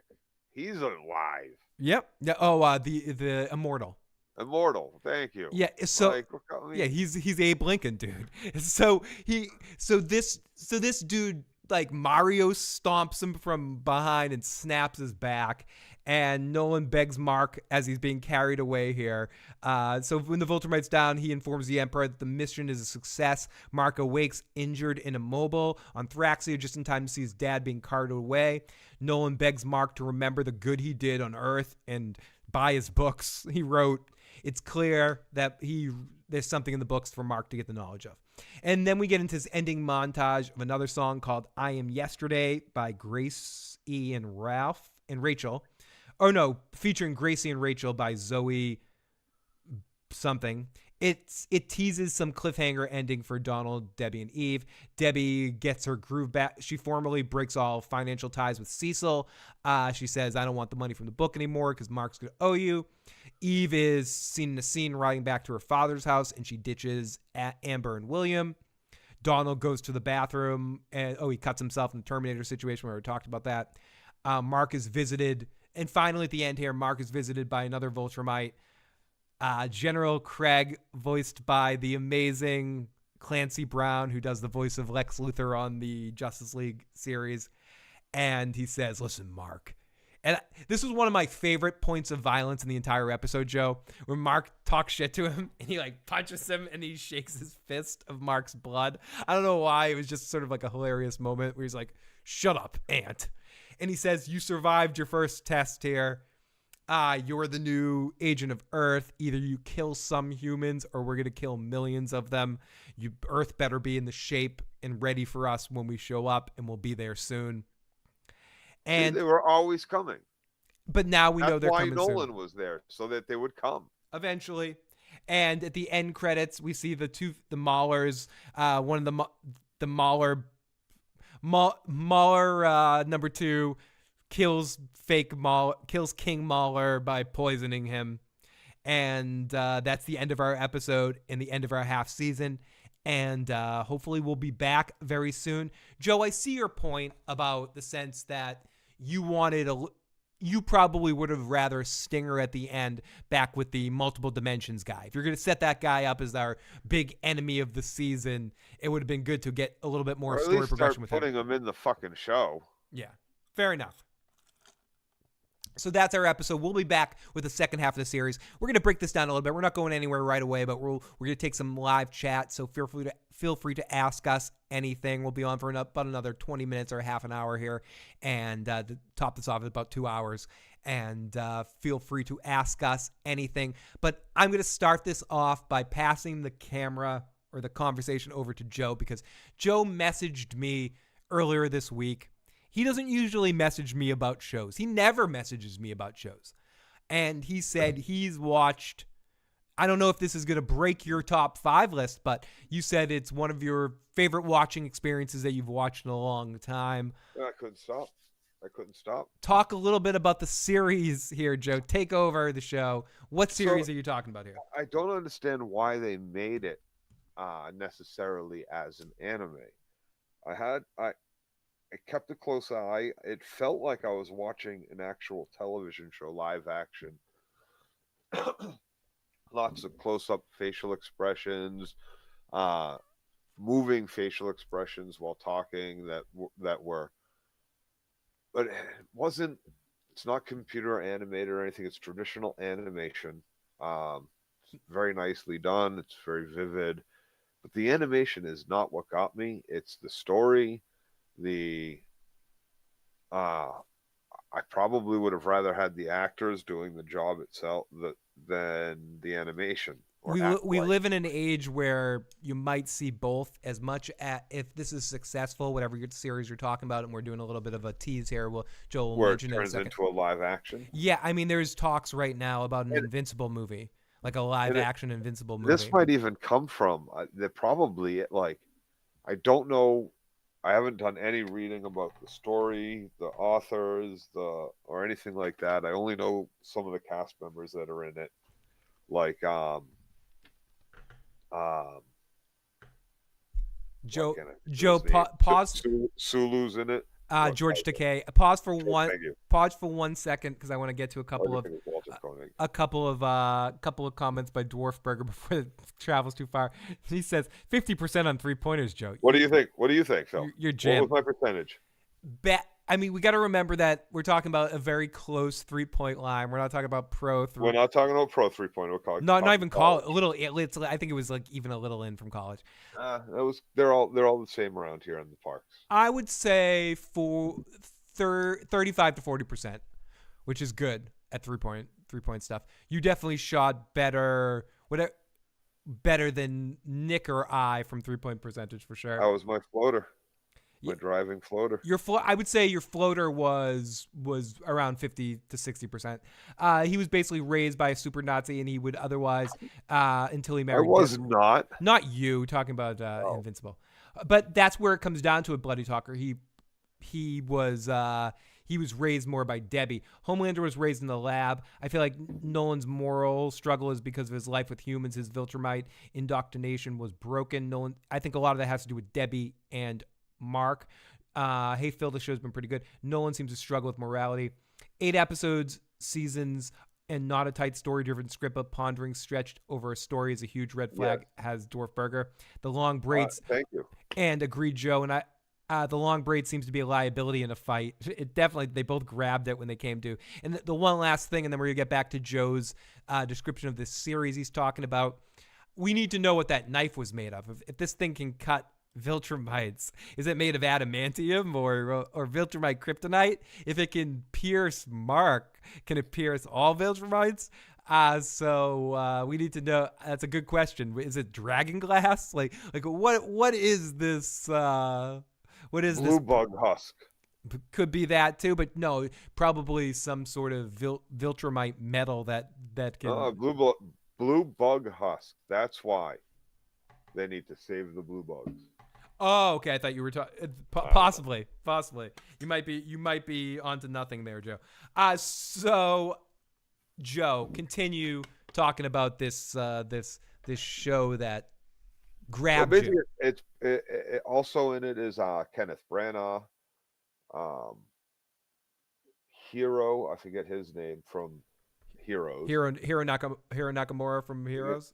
Yeah, and it's called Blue-Eyed Samurai, and it's on Netflix. It's really good. The story, I don't know, it caught me. It's like a cross between Mulan and some other and like Shogun maybe. It's fun.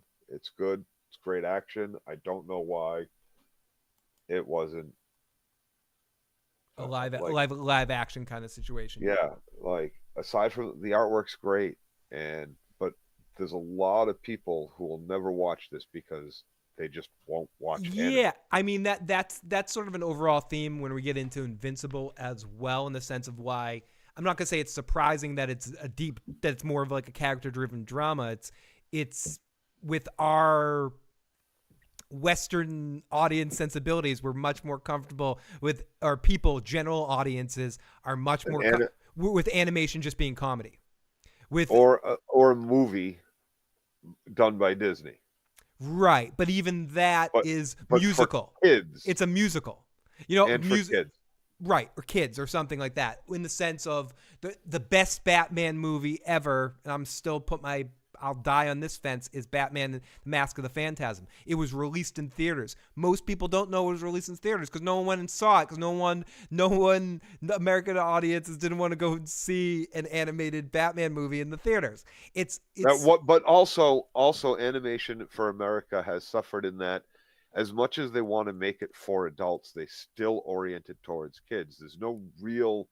I don't think Invincible is made for kids in any way. It's not necessarily. It's changing now, right? But like the Fair. Batman movie that you're talking about, as much as like Batman. that's a young adult thing. No, that's fair. not an adult thing. Like there's there's a difference between what animation in other countries have done. Look at some of the movies that have been coming out since the 90s from Japan that are animation. Yeah, no, it's insane. There's too many to mention. That too are many. absolutely not for children. Or right? series or something. Yeah, absolutely. It's and that are Oscar-winning like scripts and narratives and stuff. Like these. Right, and that's what this has going for it. But the thing is, there's people who watch animation watch movies, and they watch live action television, and they watch live action movies. They don't just, a very small percentage of them might just stick to, I only watch animated shit. But people who watch movies and television, a very small percentage of them are like, I'm going to watch an animation. I'm into animation. So like this didn't have to be animation. It really didn't. And that's one of the things that kept me watching, was there wasn't any of these like big, that's why this is animation. Mm-hmm. Like even like Crouching Tiger is almost more animation than, because of like a lot of the shit that goes on. The rope tricks that they do with that stuff, and it comes off in that sense. Sonic says, I automatically will not watch a Disney movie, but I really do like The Lion. I think that era of Disney animated stuff was really, like, all those movies are pretty good. I think my favorite of is Aladdin because of Robin Williams' performance in it. But I think for modern, like for animated example, stuff, I like the Toy Story series, and I generally like most of the Pixar movies, even though I don't love that animation style because they're good stories. Yep. Like I'm not a huge fan of that animation style either. But all the Toy Story movies are freaking great. They're good. They're really good. So like I put this on for like a minute or two one day or one night, and Katie would, but to your point, they're immediately looked at me and was like, no, we're not watching this. And like, so she was at work on Sunday, and I put it on, and I was just fucking floored. Like I was like, holy fuck, this is good. And just episode after that, I was tired as fuck. I wanted to go take a nap. I was like, I couldn't get off my couch. I couldn't do nothing. I just kept going and going. I watched the whole series on Sunday. I'm gonna do a rewatch, maybe 2 more rewatches. I loved it. I thought it was great. Absolutely. It's geared to adults, or young adult to adult, not young adult to child. I will definitely, next time I get a Netflix subscription temporarily, I will definitely check it out. Bloody Talker says the best Disney movie is Emperor's New Groove. Is definitely very funny. I think David Spade does a voice in that. It's pretty hilarious. Do I think that James Gunn's Creature Commandos will turn more people onto anime? It's hard for me to imagine that if the general audience, we're not talking specific, because I know that everything has a general audience, and what's great about now from an entertainment standpoint is there's enough fragmented audiences that if there's something that exists, there's an audience for it. If it can figure out a way, like everything can find an audience. Life will find a way. Right, exactly. But if we're getting to the point where I do think movies like the Spider-Verse movies and the success of the most recent Ninja Turtles movie in the theater, I do think progresses that stuff down the road. So I do think maybe we might get to a point eventually where something is that crossover thing that what the Dark Knight was for superhero movies, in the sense of, they could be serious good movies too. Or you might see an animated feature or series do that at some point for a generalized Western audience. But if it wasn't Spirited Away, I don't know what it is going to be. But no, I mean, it might, or Attack on Titan, or like things like that. But perhaps it's going to happen at some point. I do think, and I mean, the Spider-Verse movie was a hugely successful movie that people went out and saw in the theaters. There are some movies that do cross over in that sense, but I do think that was still for kids, though. Right, but to your point, and that's the reason is adults will take their kids to see a movie, and then they're surprised to see it. Otherwise, they're not going. And as Sonic says, you're surprised how good. And I think that's the case with a lot of animated stuff. It's for the and Western then, yes, audience. the adult is surprised. The adult walks out and goes, "Oh, that was That good. was There pretty was good." more than a few times that they caught me laughing there." Or they So- winked at me with an adult reference. but it's still not something they're going to be like, "All right, honey, date night. We're going to see this animated movie. We're going to see Spider-Verse." Unless it's like, you and one of the power nerds from fucking chat or some shit. You know what I mean? Hey, I'm a power nerd too, man. That's why I said you and. Oh, you fucking asshole. Okay. Or me and Katie. Exactly. It depends what topic. Bloody Talker says the best anime ever made is Death Note or Full Metal Alchemist Brotherhood. Both are around 50 or 60 episodes. Complete stories, a roller coaster ride the whole way. And I do think I couldn't watch. I tried a couple of those, and nope, I couldn't get into them. Yeah, it was not for you. I couldn't get into Attack on Titan. I got it. I couldn't get into. I got into the first season of Demon Slayer.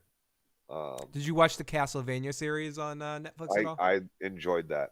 Yeah, I enjoyed season 1 of that a lot. Yeah, I never caught back up with the future seasons, but I definitely really liked the first season of what I watched. If Spider-Verse blended into the MCU storyline, it would get more adults on board. I mean, I think that did have a very much an adult audience in a sense, but I get what you're saying, Joe. That or Mask of the Phantasm, they might have been adult-leaning stories, but they still didn't go all the way to the sense of alienating a general audience. Yeah. You're talking more about content that's just made for adults. Is this series that you're talking about, is this just made? It's young adult to adult. I would let my kid anywhere. You know what? I don't think I would censor my child from watching this if I let them watch other bloody stuff. Yep. The nudity content that's in it, as far as I'm concerned, is extremely tastefully done, and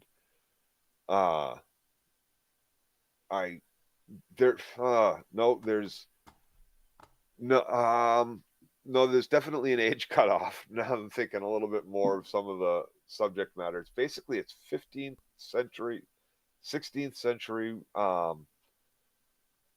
Japan. After the Shogun has banned, and what was the name again? Any white people from being on the Blue Samurai. Blue-eyed Samurai. Blue-eyed Samurai. Eye. Blue Eye. Blue Eye Samurai. Remember of like blue eyes dragon. We're playing Yu-Gi-Oh or some shit like that. Yeah. I watch a lot of anime, and Netflix is putting out good anime. Says Sonic. So the show is Blue Eye Samurai. Demon Slayer is amazing animation, says Bloody Talker. The breathing techniques was like painting on the screen. There's a lot of it in Demon Slayer that is really, really good. I keep going back to it. I still haven't finished season 1. There's a lot of stuff I'm trying to watch and trying to get through. So that has gotten on the back burner for me. Joe, there's a lot of season to we have another super chat from the amazing Kelly Johnson. Thank you, Kelly Johnson. Joe, why did the Jon Snow Daenerys romance flame out instead of burning long and hot? Because George didn't write it. I mean, not yet. Do you think we'll get a Daenerys and Jon romance in the books, Joe?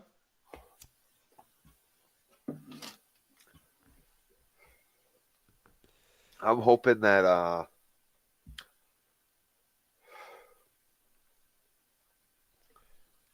George actually has written the books. So I don't care what's in it.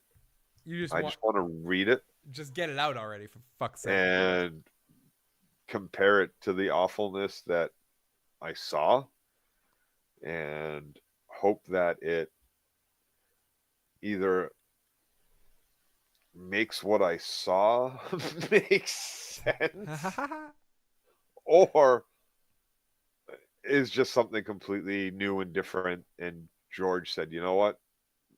It might take me an extra 10 years.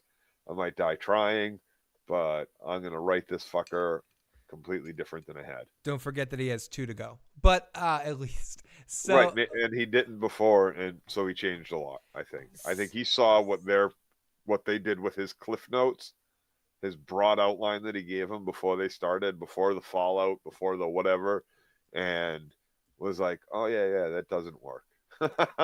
Fuck you guys. I think the biggest problem with it, if we get into it, is not having enough time to set it up. So it seemed to come out of nowhere, and they didn't have a lot of. And they want it out. They didn't have chemistry. Yeah, they didn't have chemistry on screen, so it sort of there was no vibes. And D&D were out. They were done. They were gone. They were going. Yeah, if anything could change about that whole situation, it would be that after season 4, or really after season 3, they were done, because all they really formulated in their own mind was filming the Red Wedding. If they had passed the series down to subordinates or brought in another creative team to finish it off, like bring in Vince Gilligan and team, or bring in some other team or to finish the series from that point on, that could have been actually excited to do it. You might have seen, or bring George back, or the creative team that Miguel Shapushnik. What I think would have ended up happening is if you had done that. I don't know. I can't visually. It is so different, Game of Thrones to House of Dragon. It's almost like watching Hobbit and Lord of the Rings. Joe, visually, it is so fucking. Joe, I don't different. know how you feel about the movies, and we're just talking about the movies, not necessarily the books or anything like that, but. The Harry Potter movies have like 3 or 4 different directors. I think they all work with each other and they all look a little different. But if you get people that are actually excited to make the product. So if you ditch Dan and Dave after they're done with it emotionally, maybe it looks a little different, feels a little different, but it's still inspired again. You bring George, you bring George back in. You bring George back in. You bring a good creative director in. Maybe that's true. I'm going to give you that, because if you let them two walk out at a high, go 5, do Star Wars like they want to do. You're right. Go away. Get away. Go. Right? Like, you don't have their eagerness to want to just wrap it up to get away, and you don't have their eagerness or because of that not being able to get out fast enough. You have 10, 11 seasons. Yeah, you have 10, 11 seasons in this scenario. George comes back in, takes control again, hires his own creative team again to finish off the series from this point on, gets more hands-on in the script writing again, because he's not writing anything else. He's not writing the book. So he comes back in after being gone for a season with Dan and Dave, kind of not doing Lady Stoneheart. Maybe we see Lady Stoneheart. The series lasts 10 or 11 seasons instead of. It's different. Yes, it's completely different. It would look different. It would feel a little different, but I think you would feel inspiration again rather than perspiration, where they were just like, we want done, we're sweating, get us the fuck out of here, so we can capitalize on our fame, but we still don't want to let this go because we're egocentric. So I think ultimately, to answer your question, Kelly, more time would have done Daenerys and Jon better, because I think romances, if you look, they don't always take time. But they don't. But I think on a television show or in a movie, if they're done correctly, you need enough time to believe that these two people want to be with each other. And I don't think Jon and Daenerys ever showed that once on screen. The most that they showed was Davos going, "I'm no big city lawyer, but I think that queen's kind of hot. And you have a thing for her." They told us they have a thing for her instead of showing it on screen, because they didn't have Sam and Diane chemistry, or Sybil Shepherd and friggin' Bruce Willis. Not that you have to have the fighting chemistry, or friggin' Buttercup and Elway's there, Wesley. Like you either need to have exciting chemistry on screen or build it up from rationale that happens enough on screen to prove that these people should be together. Jon and Daenerys had neither. Let's get in the live chat. Yeah, Dunk and Egg is supposed to be the next series. Do I trust the writers of George R. R. Martin's last 2 books? I want to see Dunk and Egg. I kind of wish that I was never excited about House of Dragon. I'm excited about Dunk and Egg. I'm really excited. I'm excited about Dunk and Egg, especially that first season. That's the one I'm the most excited about. I enjoyed that book. I enjoyed that book a lot. When I was at the Con of Thrones and I was at one of those panels, it was like, what do you want as spin-offs? My number one was saying that I wanted a Dunk and Egg spin. I think it works. I think it's episodic. The Adventures of Dunk and Egg, I feel like it should have been the first one, but I get why it wasn't.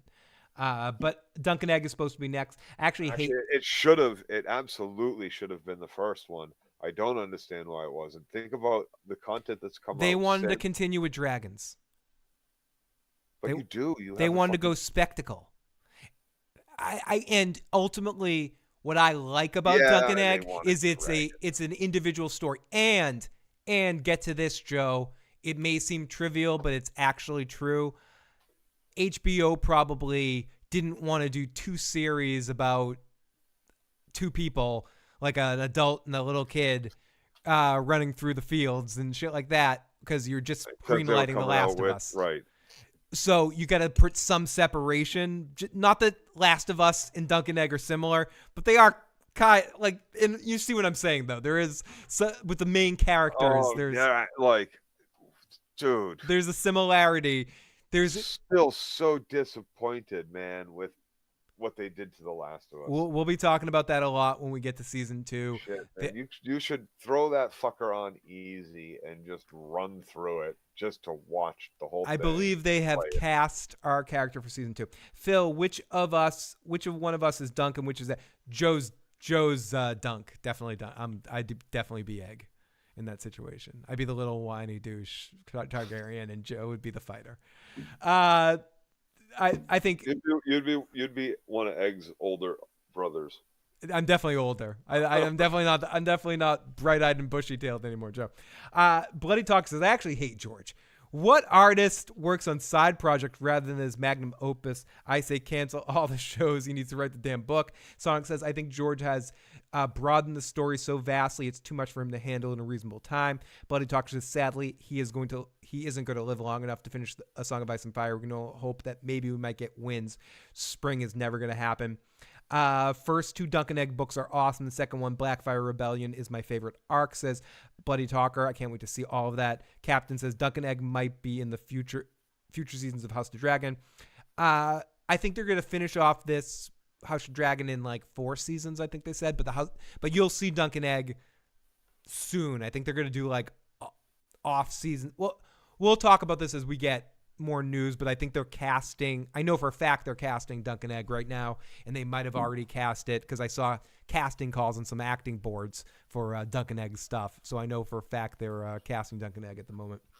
I got that wrong. House of Dragon will expand to cover all Targaryen history. I don't know if it's going to go that far. I think it's going to end at Hour of the Wolf stuff, but we'll get into that more as House of the Dragon's coming back. Hopefully we'll get Joe for season 2, even if we get him hating on it. You're going to get me pissing all over the show. You guys are going to be upset about that.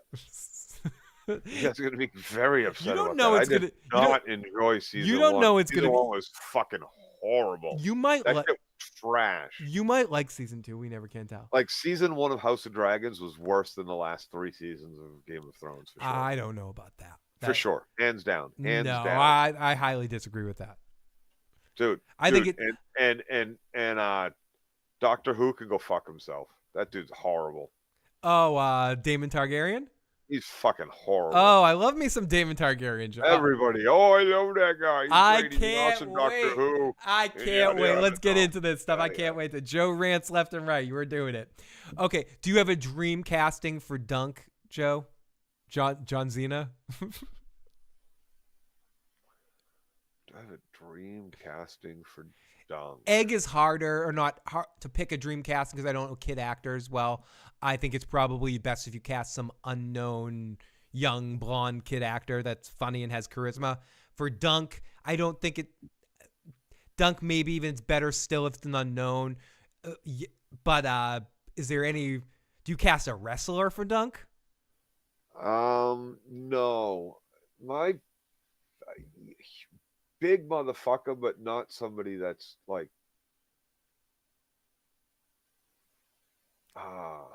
It's tough.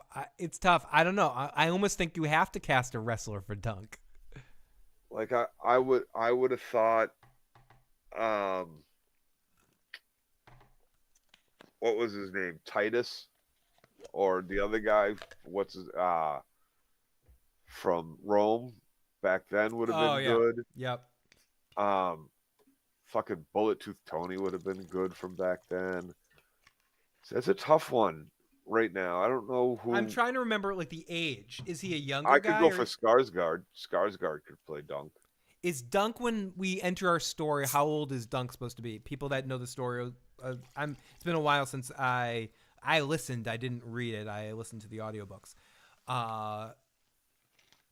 But the dude that plays Beast, Kelsey Grammer?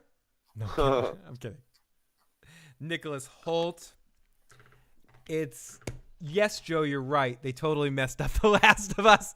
Tracy G, who's still in the chat, popped in for a second. Like the more I've thought about it since that show ended, Phil, and I did a replay since. I haven't rewatched it. Fucked it up, and I had replayed it right beforehand too. Oh, like, you replayed? Did you rewatch too? I don't think I'll ever rewatch. But I watched it 3 times already, Phil. But we're doing season 2 though. Yes, but I've watched season 1 3 times. I'm not ever watching that fucker again. It's honestly, it's fucking like anybody who was a real fan of that game does not like that series. And if they tell you they do, they're just because they want more for some reason, because they like the game, not because they like the series. Or they like the individual performances, like they like Pedro Pascal, or they like or Bella Ramsey or something like that. Right. There's a lot of good going on there. But yeah, they're both good performances by both actors. How do you feel about Pedro Pascal playing Mr. Fantastic in the next Fantastic Four? Why have they ever made any Fantastic Four? It doesn't translate to film well. It doesn't translate to any media well. They've always sucked. So you're not a fan of the Fantastic Four at all? Oh. Never was. It was always boring. Stupid. I'm Rubber Guy. I'm Stretch Armstrong. I'm Invisible Girl. I'm Fire. I'm a rock thing. Johnny Five, a thing. Johnny Five is alive? Is that what you're saying? Yeah, no. I was never... Captain says they rushed Ellie in Joel's bonding. Bloody Talker says Game of Thrones season 1 through 4 was peak TV. Season 5 through 6 were mid. Season 7 and 8 were dog shit. House of the Dragon was worse than 5 or 6, but better than 7 or 8. I think even if you're down on it, I think it's better than that, but I'm more in the camp of what Bloody Talker's saying. I don't think it was as bad as 7 or 8. I think it's more in the 5, 6 range.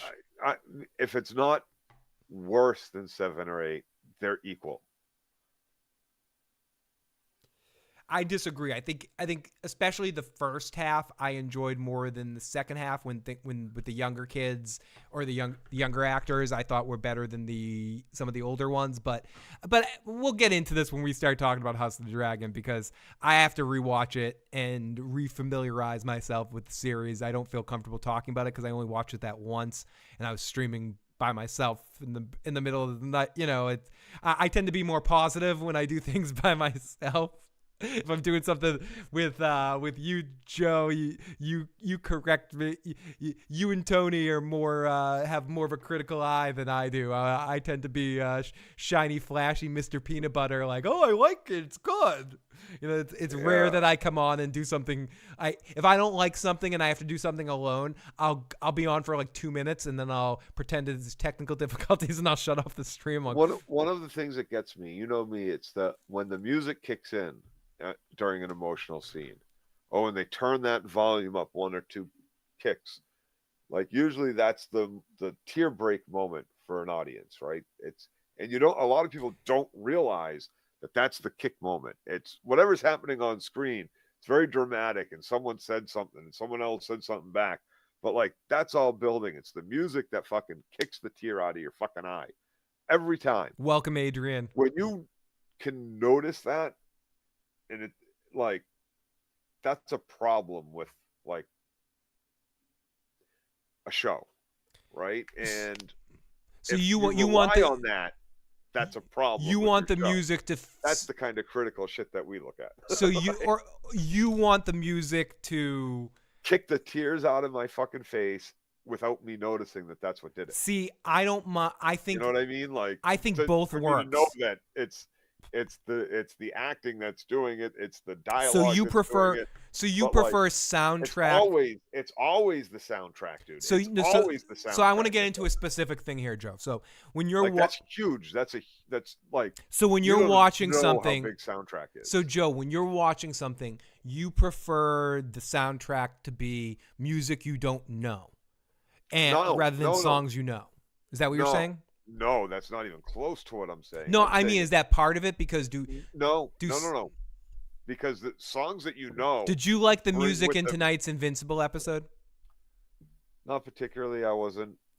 You don't think it served the strike plot well? Like, besides the point that you didn't like the episode, can you see how the music served the plot well? So, like the emotional stuff, like with when she was. In fairness, like I don't know if you noticed, there's a few parts I was like, oh, I didn't remember that, I was okay. I was not that interested in watching a lot of this episode. It grabbed me at first with the opening and Omni-Man flying through, and again at the end with the big fight. But like a lot of the shit in between was just fucking irrelevant to me. Just to bounce topics here for a second, just because we're all over the place before. So hold on. So the music didn't help or hurt because I wasn't into that shit to begin with. Fair. Sonic asks a question because, and I honestly don't know this question for Joe, and we're going to start to wrap things up here in a second.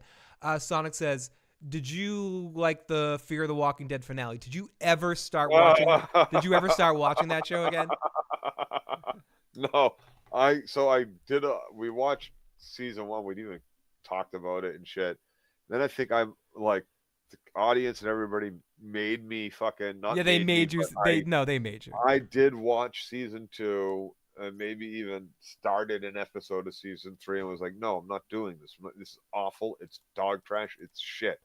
And for some reason, because I looked up Norman Reedus on Google, I got an article title that came up, and it was somebody writing their live blog in the last season, in the last few episodes, and like reading it, I was just like, oh my God, this is my hero. This is me in written form. Oh, was it just was it like trashing it? Was just all fucking trash talk. How is this show alive? Oh, like all the little shit about Madison and what's his name still arguing about. I think she comes back. I think she I think she disappears and then she comes back. Yeah, and it comes back and like everything. This person was shitting on everything, every little aspect, like I did. Is Nick still alive? Oh, is like, dude, like. Yeah, I ended up reading like 3 of this because I clicked on the first one. It popped up again the next week, and then the next, and then for the finale, and like the titles were like, everything that's wrong with this fucking stupid ass show should have been canceled years ago. Like, I can't wait to start talking about this. I do have, and I guess we'll end on this one. Right down to I'm only doing this because I started and I can't stop. Like, do you have any hopes for the Rick and the Michonne series, or do you think we're about to get into a bunch of duty? Dude, I'm still watching the Daryl shit. Right? I have access to AMC Plus now. Thank you, producer Gotti. And so I haven't dug in yet. I am before February. I'm gonna try to watch both Maggie and Negan, and I know you won't watch that, but I'm gonna try and watch the Daryl series so that when we do the Rick Grimes series, we can talk about all 3. Oh, I can't do. No, fair. You want, because I might not catch up with Daryl, so I'll start with Maggie and Negan, so we at least both watched one of them. And okay. You know what I mean? We're both watching the other one. Okay. Exactly. So I'll tell you this right now: the Daryl thing is fucking horrible. I thought you liked it. You messaged me that you liked it. I said I can't believe I'm watching. Sonic says it's good. Of course. People. What's that mean? Fuck you. So, if we people like it. I've heard you're people not goading me into review shows and that shit on a weekly basis. No. So I can show you how bad it is. No, I'm not. But we're doing Rick and Michonne, and I want you to talk about Daryl in that when we catch up. So Daryl has more potential than not, but unfortunately, they're repeating a lot of the same stupid mistakes they've made. But you liked part of the season. You've said I remember at the beginning you were like, "This isn't bad." You liked it enough to keep watching it. I did that. Yeah, I don't think I did that. Like I have to start recording. I have to start recording our conversations because I remember. Okay. I believe I got Sonic food waiting for me. Sonic says "Tang." Oh, you got Sonic. Oh, you got Sonic. Oh, I love Sonic. I gotta go eat my Sonic. Okay, we'll cut 3 dogs and popcorn chicken. Did you get some mozzarella sticks too? No. They make pretty good mozzarella. The sauce sucks, but mozzarella sticks. Did you get a shake? Get a chocolate? She did. Oh yeah, that's good stuff. The vanilla shakes are really good. Tell me what else you. What did she get? She get like one of the like mixed. She get like a. What else did you get from Sonic? Oh, tell me, because I'm thinking about ordering now. Now you're making me. Now you're making me want to order Sonic. You fuck. Okay, so last question of the night. Chris H, because it's your first question of the night. Adrian says, I can't do it. I don't have the strength to return to the Walking Dead world. You don't. Just wait for. If you're going to return, I'm going to tell you this right now. No, and we are 100% doing Rick and Michonne. And Rick shit. We are. That's what you wait for. I'm not going to advise anybody to start watching Daryl. I'm doing it because as far as I'm concerned, the Daryl part of February 25th is still The Walking Dead because he's original season. And so is Rick. And so is Rick. So is Michonne, Negan, and Maggie. They are not season oneers. They're long-termers, long-timers, whatever. So Joe and everybody that's out there, Mark. Still, don't watch either of those. Wait for the show. Mark February 25th, 2024 on your calendar. Joe and I will be here that evening at 10:05 p.m. to talk about the Rick Grimes and Michonne series. And last question of the night from Chris. Thank you for popping on in, Chris. But what do you all think about Walking Dead Dead City? The series was pretty wild. Felt inspired for Escape to New York. I'm going to be watching that, Chris. I'm not going to make Joe watch that, but I will be watching that. Or if I do make Joe watch that, that'll be the final, the first time in a while. Joe and I have done something in person, and we'll have to like sit down and live watch, like a live watch, a binge watch of maybe sometime over the weekend. Phil, I'd do that. I'd come over on a Sunday. Before February, sometime before February 25th. Listen, if you want, I'll come over Sunday. Right? I don't know about this Sunday. I'll drop Katie off at work. I'll talk to you about this off air. I'm not sure about this. First half of the season, live watch it with maybe not this Sunday, but one of these Sundays, either before or after. I don't know how long she's going to be doing doubles for, so. Okay, we'll talk about this. HBO, hot take. HBO will do a Game of Thrones. 100%. But anyways, everybody, I'm going to let Joe go because he has some Sonic waiting for him. I will hopefully be back sometime this week with Matt doing a Sopranos cast. But if not, Joe and I will be on Friday night, and maybe I'll pop on with Tony if I can catch up on the what's the show that he's doing? The Guided Age, or Glided Age, whatever. It's the show Gilded Age. Definitely check out Teflon TV for all of his coverage on that show. I did a great live show with Costume Co. Last week, and I wish it was only one season. I don't know if I can catch up in two seasons by the time he does that, but if not, hopefully I'll get Tony on to do our end of the year show sometime between now and the end of the year, and we'll find an opportunity to do that. And Joe and I will be on maybe next Friday to do something. We got to figure it out, Joe. We'll figure something out. Either a movie review or a top list or a tier list kind of thing. We'll talk about it off air before you eat your Sonic or after that. But yeah, if you haven't already and you enjoyed this crap, hit the like button, hit the subscribe button, share this shit with a friend. Thank you, everybody. This was a fun half season. Even if Joe's got a little snuff up in his uppercuts. No. Even if Joe wasn't feeling this episode 100%. But we'll be back maybe even as soon as January to talk about the second half of this series. Talk to you guys next time. Peace.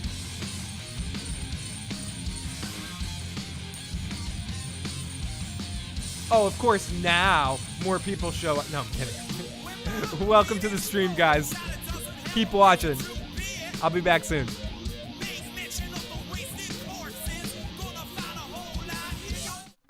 Of course, we